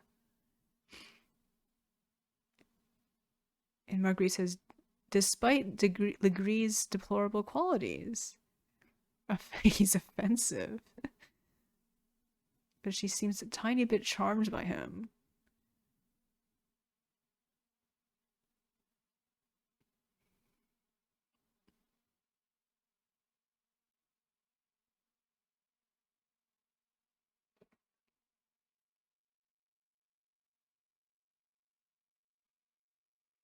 And now,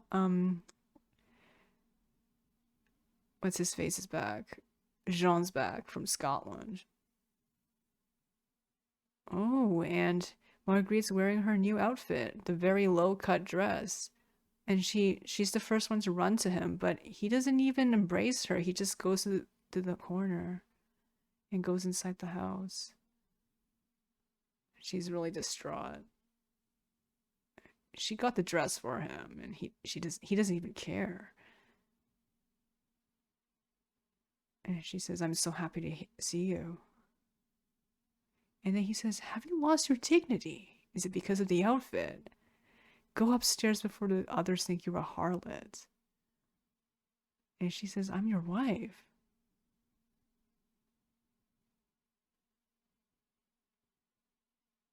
Yeah, it's probably because of the outfit. And the mom says, welcome home, my courageous son. The mom says, if I saw the gown being made, I would have stopped it. I guess it was indecent.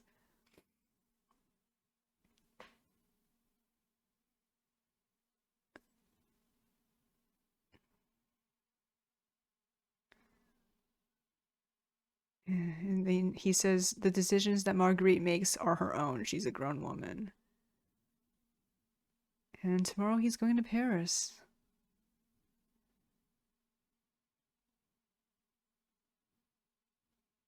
And then Marguerite said, yes, please stay, to echo the mother, but you can tell that she doesn't really care.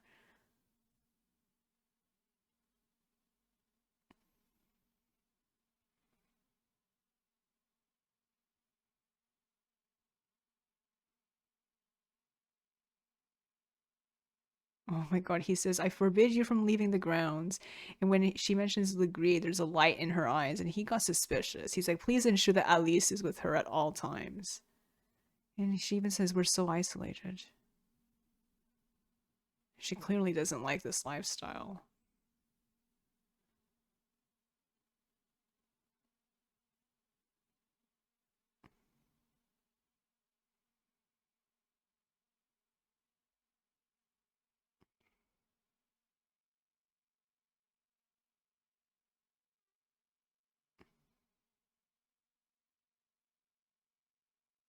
And now the mom's leaving.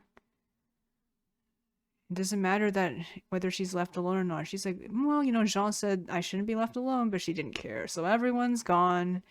And now she's alone for the day.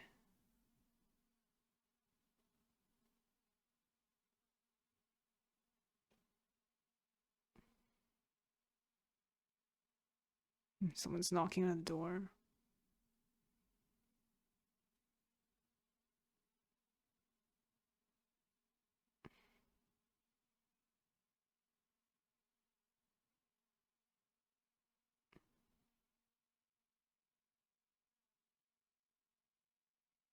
And now Adam's knocking on the door.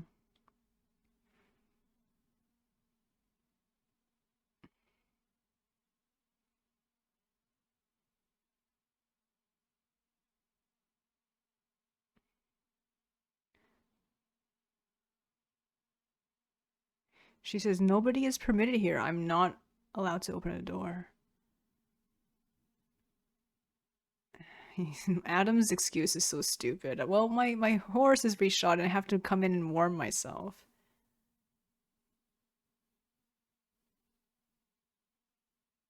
Oh, I'm not alone. And now Legree is coming in. And now this is the scene we've all been waiting for.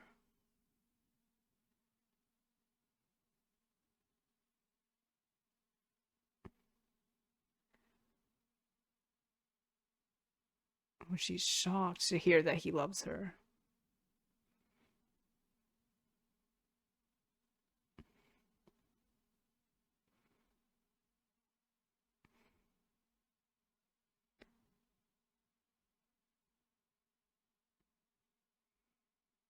Cannot be helped.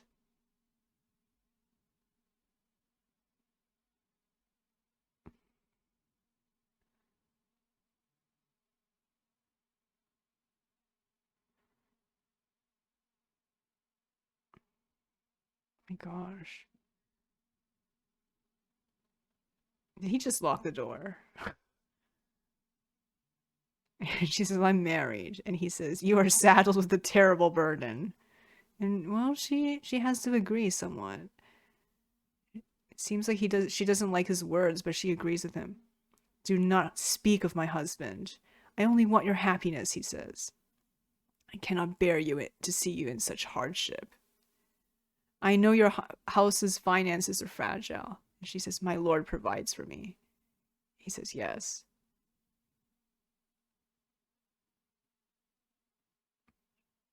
But does he know you to be the most exquisite, fascinating woman? A woman I would devote my whole life to. And she's just breathing. Hear me say I'm in love with you. And I know. You love me too, you must, he says. And she says, you must leave, please. And she's really scared. Oh. And he says, Marguerite, do not fight this. Oh my god, his steps on the up the stairs are really frightening.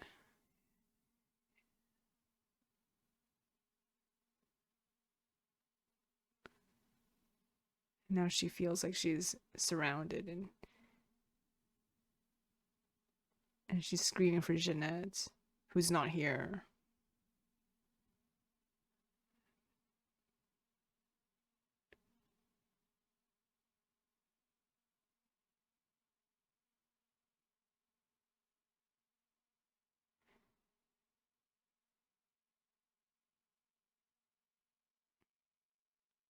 Oh no.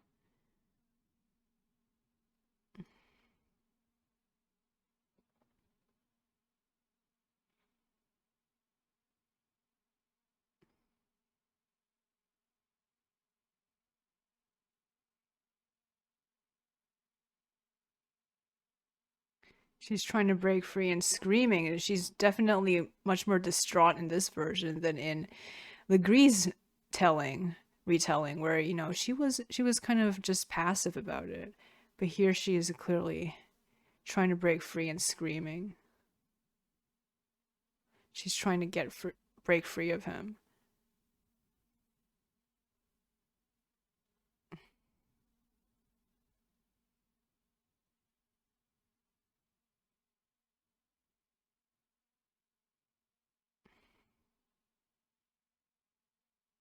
Oh gosh.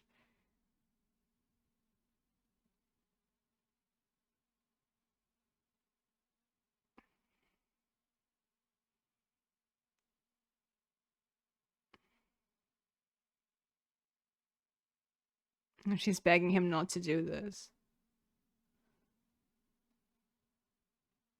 And now he's unbuckling his belt, and he says, "This is our moment."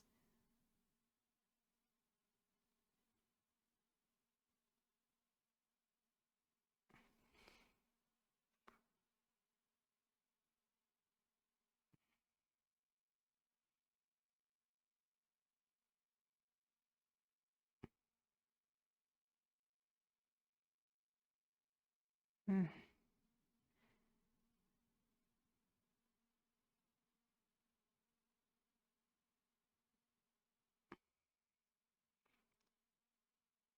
It seems like she's. Oh, she is she vomiting, or is that her hair?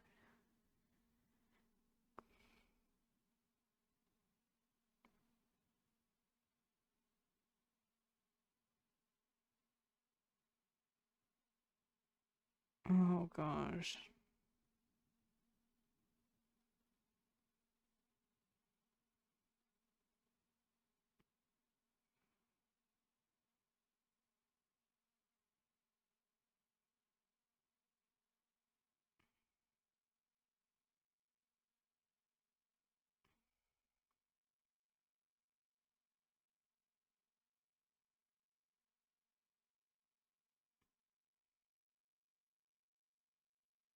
And he says, "You feel yourself guilty, but my love, I beseech you, tell no one, for your own safety."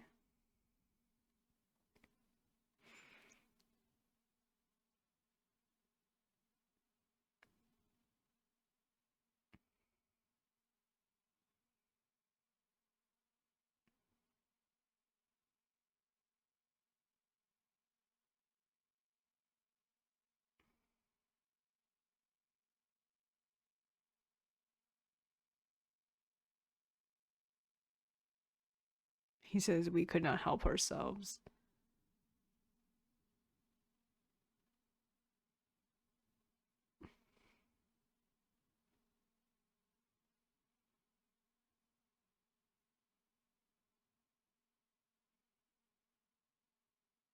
Oh my gosh.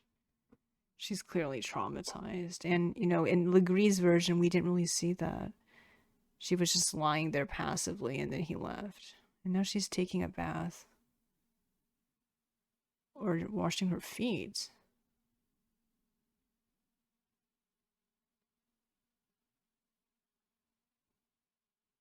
And now she's sitting in this shallow bin of water. I guess she's taking a bath, but that's not a lot of water.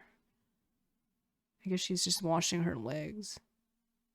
And now everyone else has returned. Oh my gosh, her shoulders bruised from that. I guess she's trying to wash away the evidence.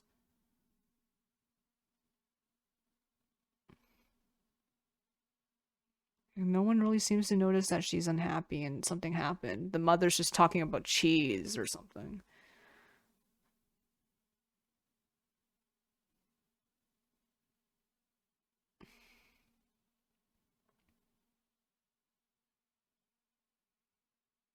Yeah, she can't focus on anything, after this trauma.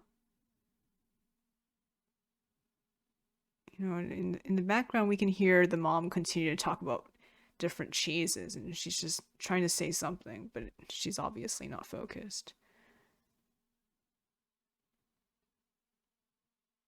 She hasn't been eating.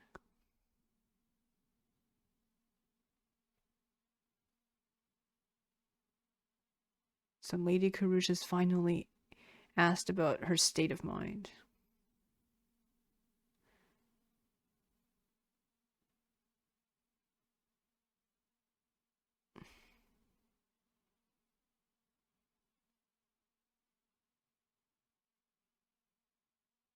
So Marie's coming. It's the friend, I think. Yeah, it's the friend who was newly married.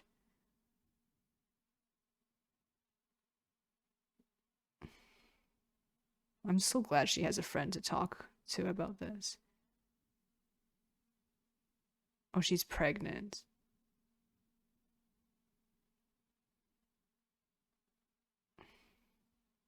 But she recognizes that her friend is not okay. I mean, Marie realizes she's not okay.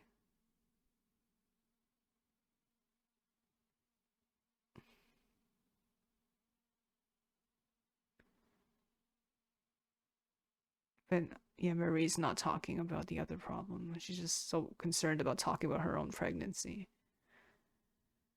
Oh, so she's not talking about this until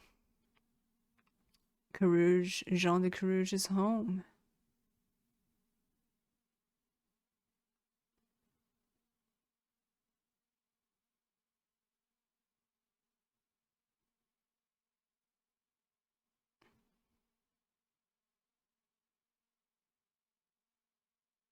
And then he says, let's go to bed. She says, I cannot. No more of this. I need to tell you something, she says.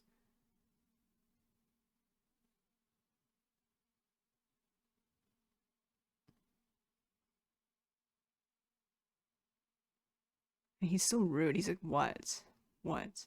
And she says, while you were gone, there was a day when your mother had business in Saint Pierre. And shortly after, a man came unannounced. I knew the man, so I let him in. But he was not alone.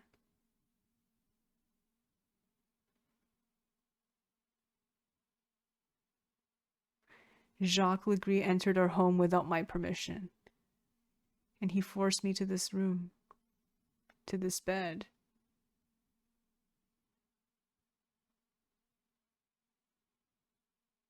He raped me. And now Jean's like, are you telling me the truth? And then, oh wow, he's violent. He grabbed her by the throat and he said, are you telling me by the truth? Because he doesn't believe her. He thinks that she had an affair. And he's like, you did not provoke this. Could you not run? I was pinned down, she says. I could not breathe. Oh, he's choking her. Can this Man, do nothing but evil to me. He's so selfish. He doesn't even care that this happened to her. He just sees it as an affront to himself. This is the only way to justice that she has, to appeal to this sort of thing. Unfortunately, he's not doing it for her behalf, but because he sees it as an affront to himself.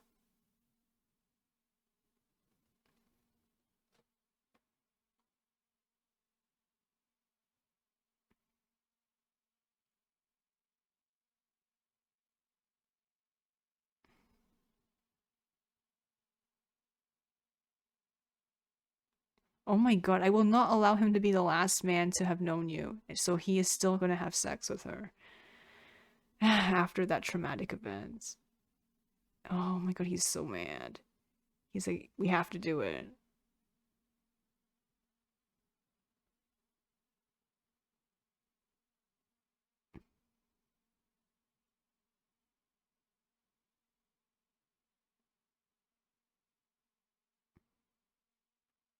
A lot of people don't believe her because everyone's saying, are you going to swear this before all of God?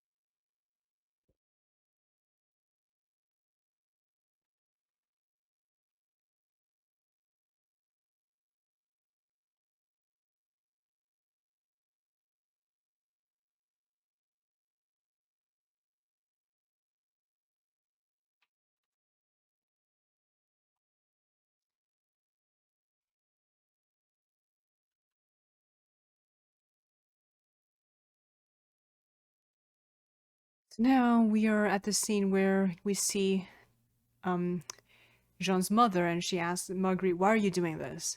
Because what happened to me is wrong, Marguerite says. Men like Legree take women when they want and how often they want. Who do you think you are?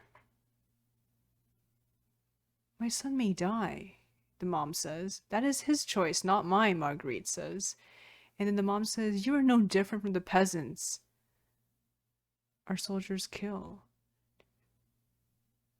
And then Marguerite says, I cannot be silent, I must speak. And the mom says, all you have done is bring shame to our family. And she says, I'm telling the truth. And she says, the mom says, the truth doesn't matter. You look at me if I were never young. I was raped. And despite my protestations and my revulsion, did I go crying to my lord, who had better things to worry about? No, I stood up and got on with my life. And then Marguerite says, at what cost? And then the mom says, at what cost? I'm alive. And then Marguerite says, well, you have paid a dear price for that privilege. This is a really powerful scene. This really shows us why Marguerite has chose to do this.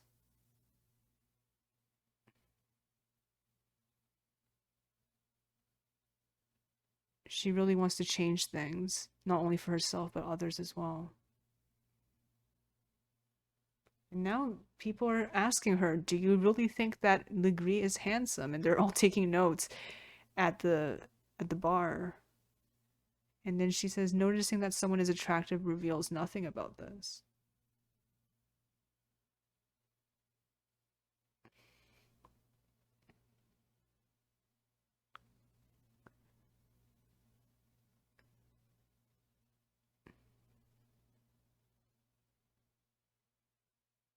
And now she's being interrogated. You've been with Jean de Carouge for how many years?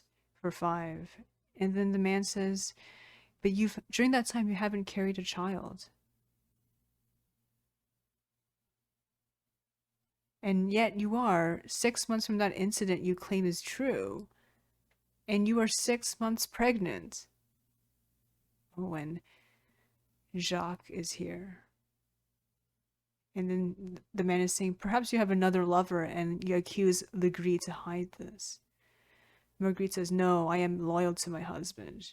And now she's being asked, do you enjoy having intercourse with your husband? Such a private thing being asked. And then she says, yes, of course. And then he says, no, it's not a matter of course. You are fully aware you cannot conceive a child unless you experience pleasure.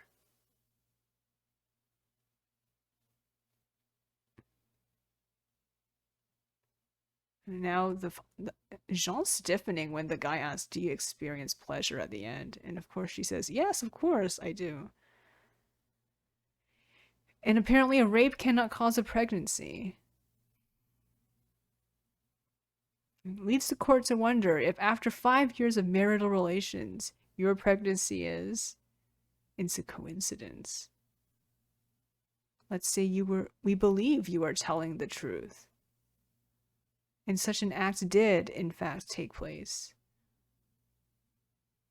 Perhaps you enjoyed it, the man says, more than you're willing to admit. This is rape culture. And then she says, please explain to me how you can enjoy rape. And now they're asking her whether she enjoyed, the assault. And she says, no, I experienced nothing. And now Legree is just staring at her.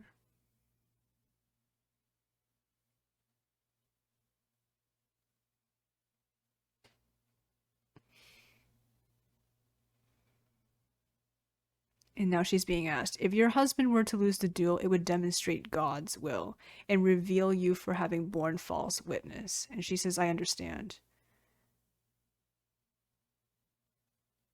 The penalty for bearing false witness against a man by a woman in the case of rape is that you are to be stripped and shorn and fitted by the neck with an iron collar, lashed to a wooden post, and similarly burned alive.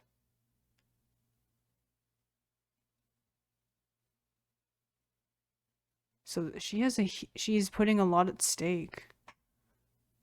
It's quite common for the accused to burn for 20 to 30 minutes before they are dead.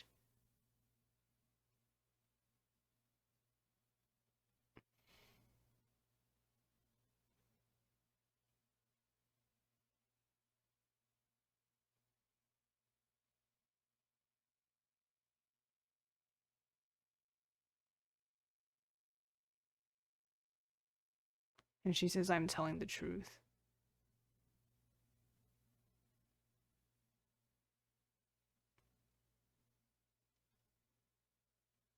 And now the king says, we will proceed with the duel.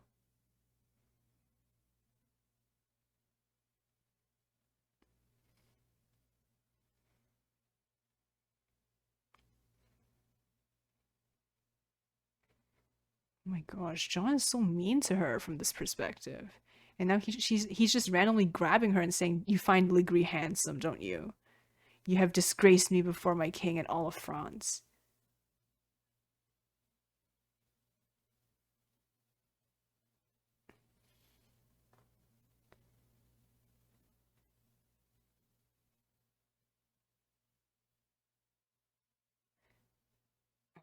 Everyone's looking at them now for the arguments.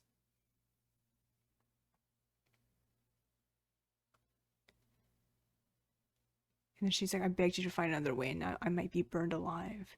And then he says, I'm risking my life for you. So this is not as, heroic as you might think it is from the beginning. And that could render our child an orphan. Or did you not think of that? You are a hypocrite. Blinded by your vanity and your desire to strike back at the enemy. And she won. She showed him the argument was correct. 28th December 1386. Seems like she has given birth to the baby. And all preparations have been made. They are ready to fight.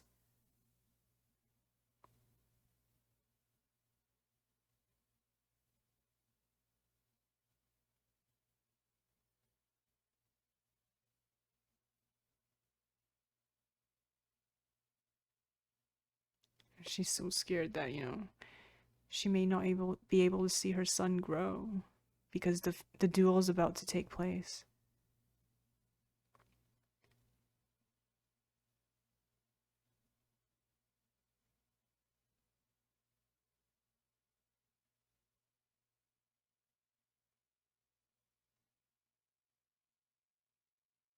And he says, what you did was right.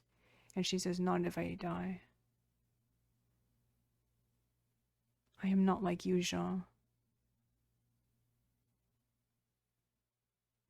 A child needs his mother more than a mother needs to be right.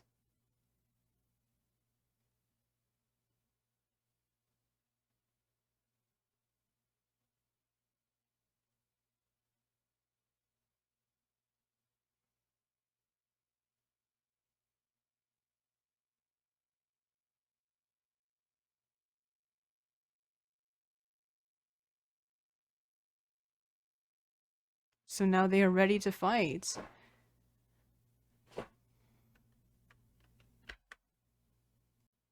And so the fight begins, the last duel. Marguerite's just watching. And it's a snowy day.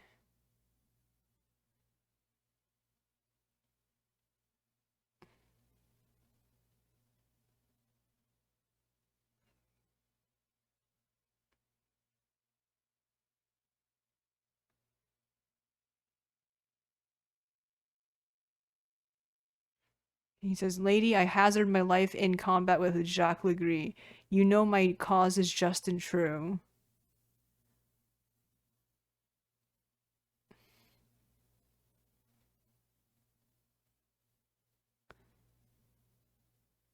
And then Marguerite says, I say before all of you, I spoke the truth.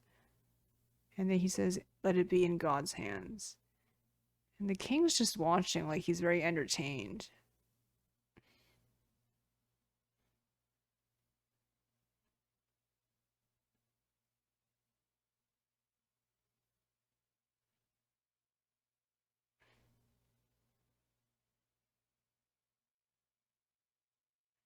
They're putting on their armor.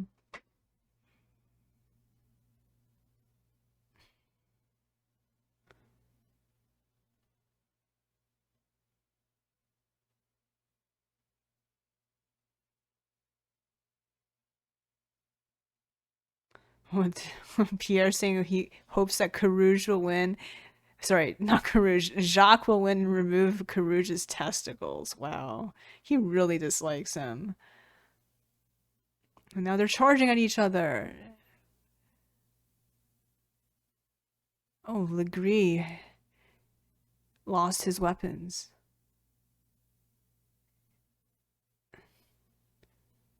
Okay, no, they're rearming him again.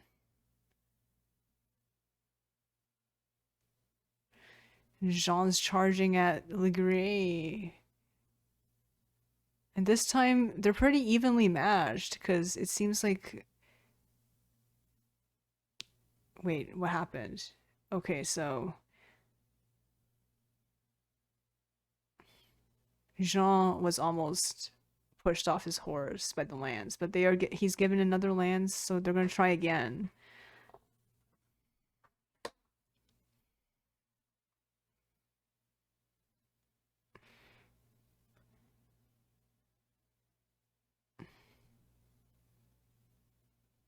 Oh, this time Jean got knocked off. Oh. Oh my god.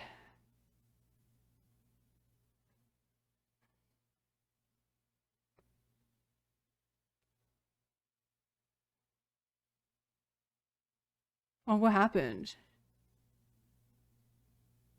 Oh, wait, is that Jean who crashed?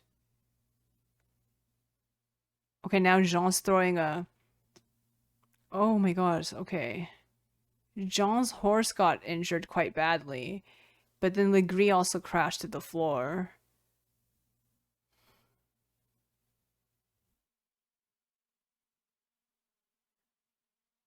And Legris is crushed under the horse. Oh crap. And now Um, Jean is just slamming the shield over him and also attacking him with an axe.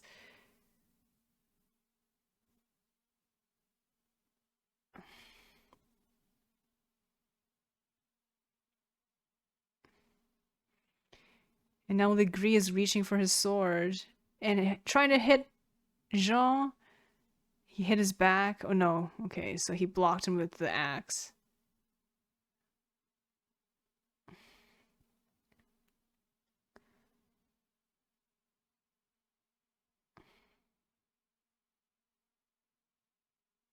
And Marguerite's just watching with terror.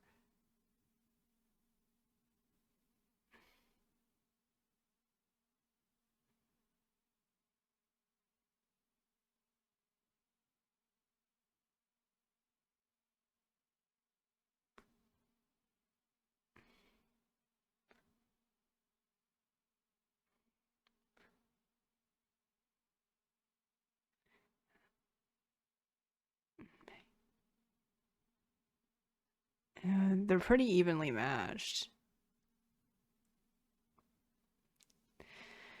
Seems like Jean has the upper hand right now because Legris has collapsed. He's just slamming his face over and over again.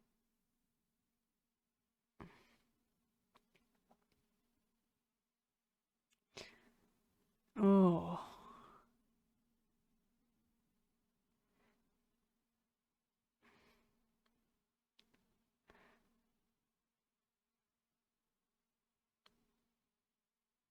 Oh. Wow. Did he just stab him in the leg? Stab Jean in the leg. Oh, did he really try to stab him in the testicles like Pierre had suggested?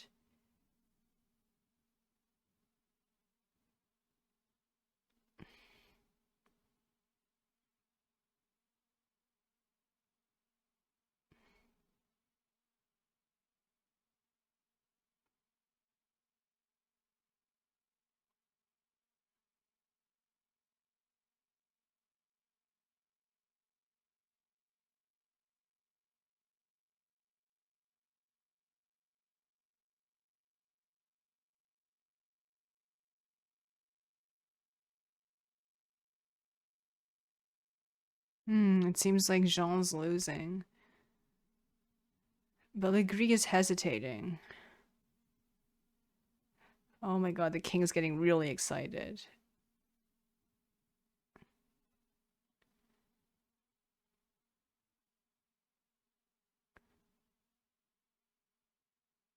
Oh. So he just hit him at the back of his knee when he thought he had him. So Jean is now, I think he has the upper hand. And then he's stabbing. Oh my god, okay. He was right about to stab him in the face.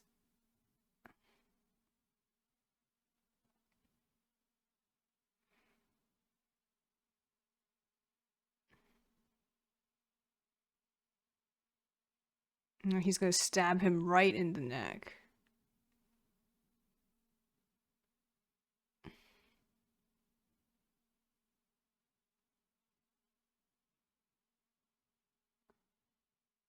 And then he's saying, confess to Legris. And he says, confess to me.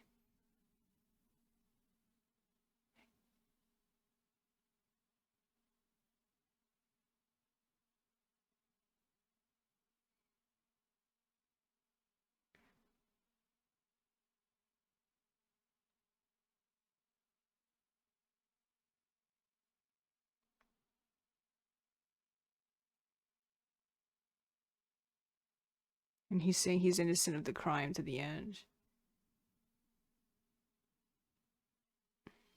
Damned. Oh. And then he's stabbing him.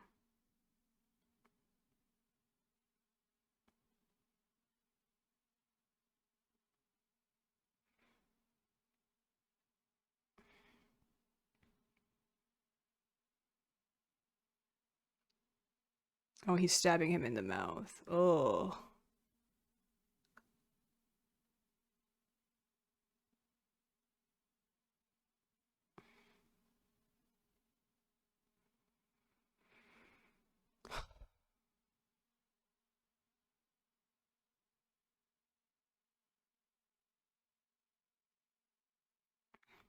The Gree is dead.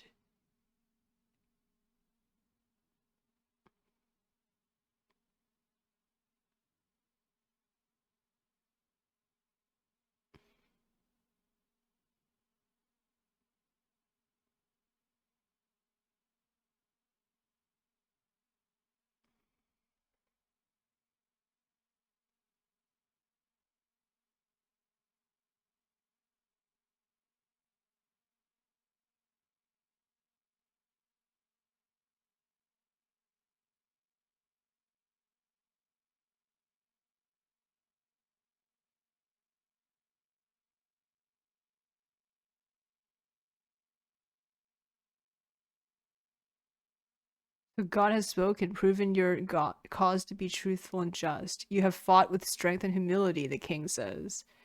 May God be with you and your wife. Man, the king has the weirdest expressions. He seems like an excited teenager. Or she's dressed so goth. She was about to die if, he lost.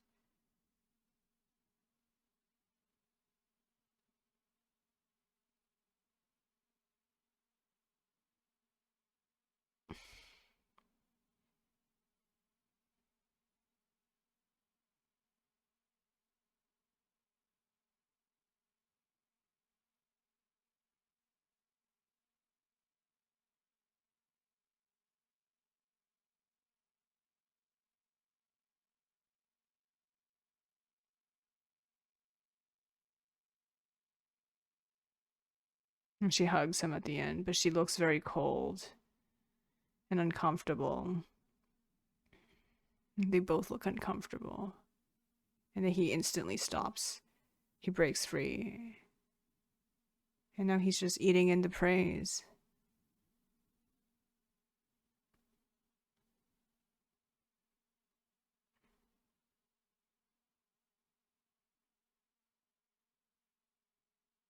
They both look very uncomfortable.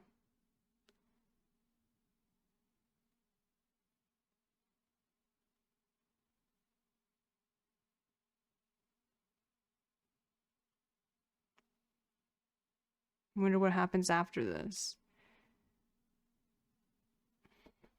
I think he might die from his injuries. They were quite. Pierre does not like this.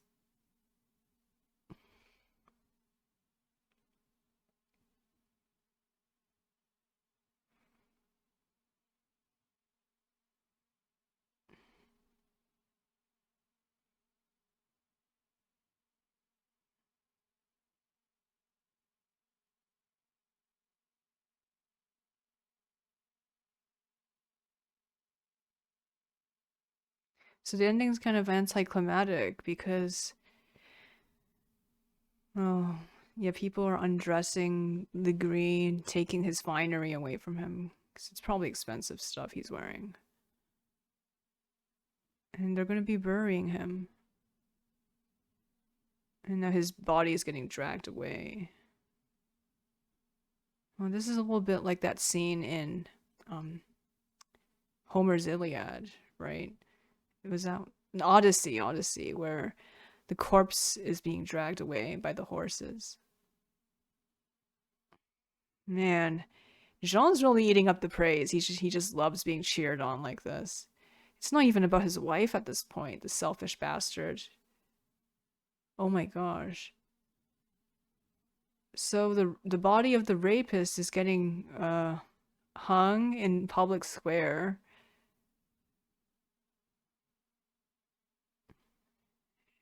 And now he's being cheered on. He even, gave a little bit of the blood on his body to this baby. Meanwhile, no one is really paying attention to Marguerite. They're just all paying attention to Jean, even though this was fought on her behalf.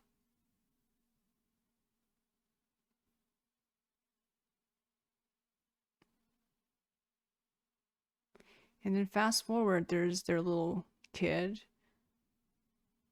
who is now a toddler.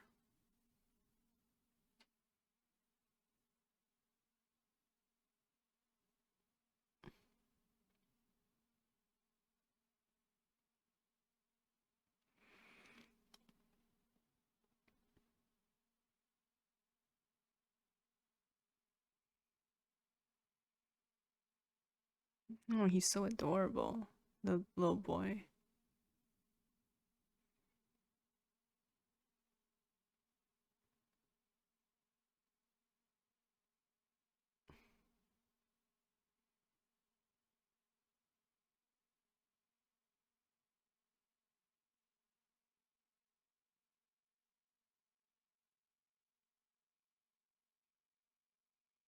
So it seems like Marguerite's really happy with her son. And then she's just like drifting off and just staring at. Sir Jean de Carouge fought and died in the Crusades a few years later, so I guess she gets to thrive by herself and her son.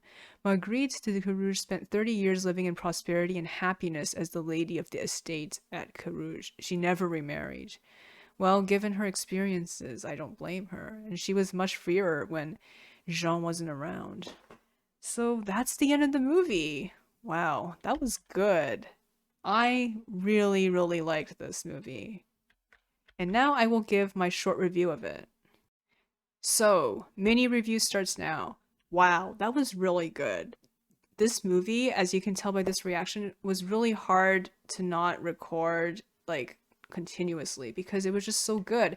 Every minute contributed to the story. Unlike The Northman, unfortunately, where there were scenes that I didn't have to record because, not every scene contributed directly to the story in my point of view. This, everything did, especially since, it was divided into three perspectives, and each perspective only had, around 40 minutes or so. So everything, time is of the essence here, and, everything just tied together so well, especially at the end.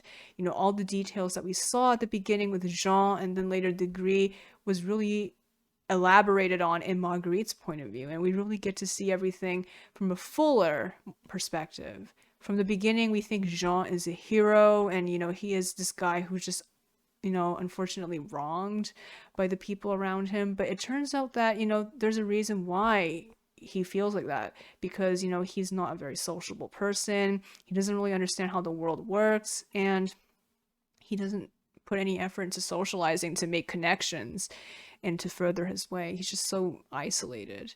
And then we see in Degree's point of view that, he is a very willful, passionate, and selfish and narcissistic man who forces, I guess he is very, he just kind of sees himself, all the time, kind of like Jean. Jean is also similarly narcissistic and focuses solely on himself. But I guess you would say that Jacques Degree is a little bit more sociable than Jean. Well, not a little bit, a lot more sociable. He's incredibly good at, socializing with people like Pierre and making connections, and he's not isolated. Quite the opposite. He always knows how to say the right things. He's well read. He is probably more well traveled in the sense than Jean, because he talks to people. He doesn't just go to a place and have a battle. He actually talks to the people there, so he absorbs more things, and as a result, he's better at conversations.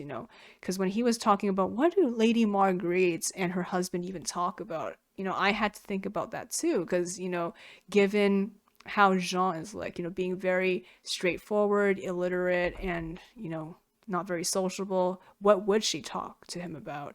And as we saw in Marguerite's version, there isn't really anything for them to talk about. She doesn't really like him that much, even though from Jean's perspective, it looked like that she liked him. That's what we thought at the beginning, that she was a loyal wife from his perspective. But as we see from her perspective, there's a huge distance between them. She's never fully comfortable with him. And they have no there's nothing tying them together, and at times he's incredibly mean towards her. When she talks about the fact that she was assaulted, he he actually thinks that she's lying, that she cheated on him, and he even tries to strangle her, as I discussed. So he isn't the nice man that we thought he was at the beginning. And Degree, is he that bad? I mean, he is, obviously. He's a criminal, and he got what he deserved at the end. But he's not the monster that you might think he is when you read the Wikipedia summary of this movie. I was expecting a lot more violence, but it's very, very subtle. And that's what makes it so scary because a lot of the times sexual assault and rape, especially in our modern times, but not always, of course, but I mean, there's many cases where it's very subtle. It's not always, this extremely violent uh, event, right? That is very clear cut. It's kind of like what Pierre said, a lot of people don't understand things that are nuanced.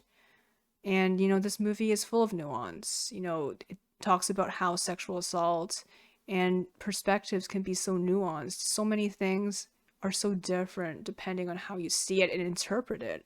Just like how, Degree thought that Marguerite really liked him, but obviously she didn't. She really thought he was a wild card from the beginning, even though she did admit that he was kind of good looking, but she was never fully comfortable with him, even less than with her husband. She was not comfortable with either of them, of course. She was the most comfortable by herself and with her young son, which she finally got to enjoy at the end, without having the burden of her husband, as Degree put it. But of course, both of these men just really drag her down ultimately. So it's good that she gets to live, but she doesn't have to spend her whole life with Degree. I mean, with Jean. Sorry, I'm getting tired. But this was a really good movie, and I really liked how the three perspectives were handled. Even though the events were the same, it never felt repetitive. We learned so much in each different perspective that it felt like three different films almost. I really also liked the character of Pierre and how he was elaborated upon in the second part with Degree, because at the beginning we don't really get to know who he is. He's just this distant figure who just seems to favor Degree for no reason. But in Degree's view points in the second part of the movie, we can really see their friendship, their banter, and how their bond is like. And we realize that Jean never really had any friends. He considers Degree, or considered him to be his best friend, but they never had any heart-to-heart conversations. Jean's a really straightforward guy who grew up isolated, I guess, and he never really makes an effort to change that. So I guess it doesn't really matter to him whether he has anything to talk about with his wife, because he never has anything to talk about with anyone. He just does what his duty tells him to do, and he's just, as Pierre puts it, incredibly boring and very stubborn. Right. So I would say this movie gets a solid 5 out of 5 from me. This is actually really one of the best movies I've watched this year. Probably maybe slightly better than Batman, even Batman 2022. I think both are extremely good, though it's hard to say, but there wasn't a single moment where I wanted to tear my eyes off the screen. And for Batman, there were some moments where I did, but of course that was very minimal. So I would say this is better than Batman, maybe slightly, especially because of the nuance of the themes. And I really appreciate how this is a medieval movie, but instead of, about being badass or, this epic fight, we're talking about something very nuanced. Yes, there are fights, but these are secondary to the themes of being a woman in this kind of patriarchal society. Well, in a very patriarchal society, I should say. Being a woman in a very patriarchal society, and the nature of sexual assault and how it's viewed in such a society and how it's perceived. And, this relates a lot to how such a theme is tackled today as well. Well, thank you so much for following this very long reaction. I'm getting very tired at this point, so I'm not being entirely coherent, but I will be talking to Helleborn on a podcast episode on this channel later on about this movie, because she watched it as well and she really enjoyed it. So I can't wait to have a great conversation with her about it. So, subscribe, like, and thank you so much. See you next time.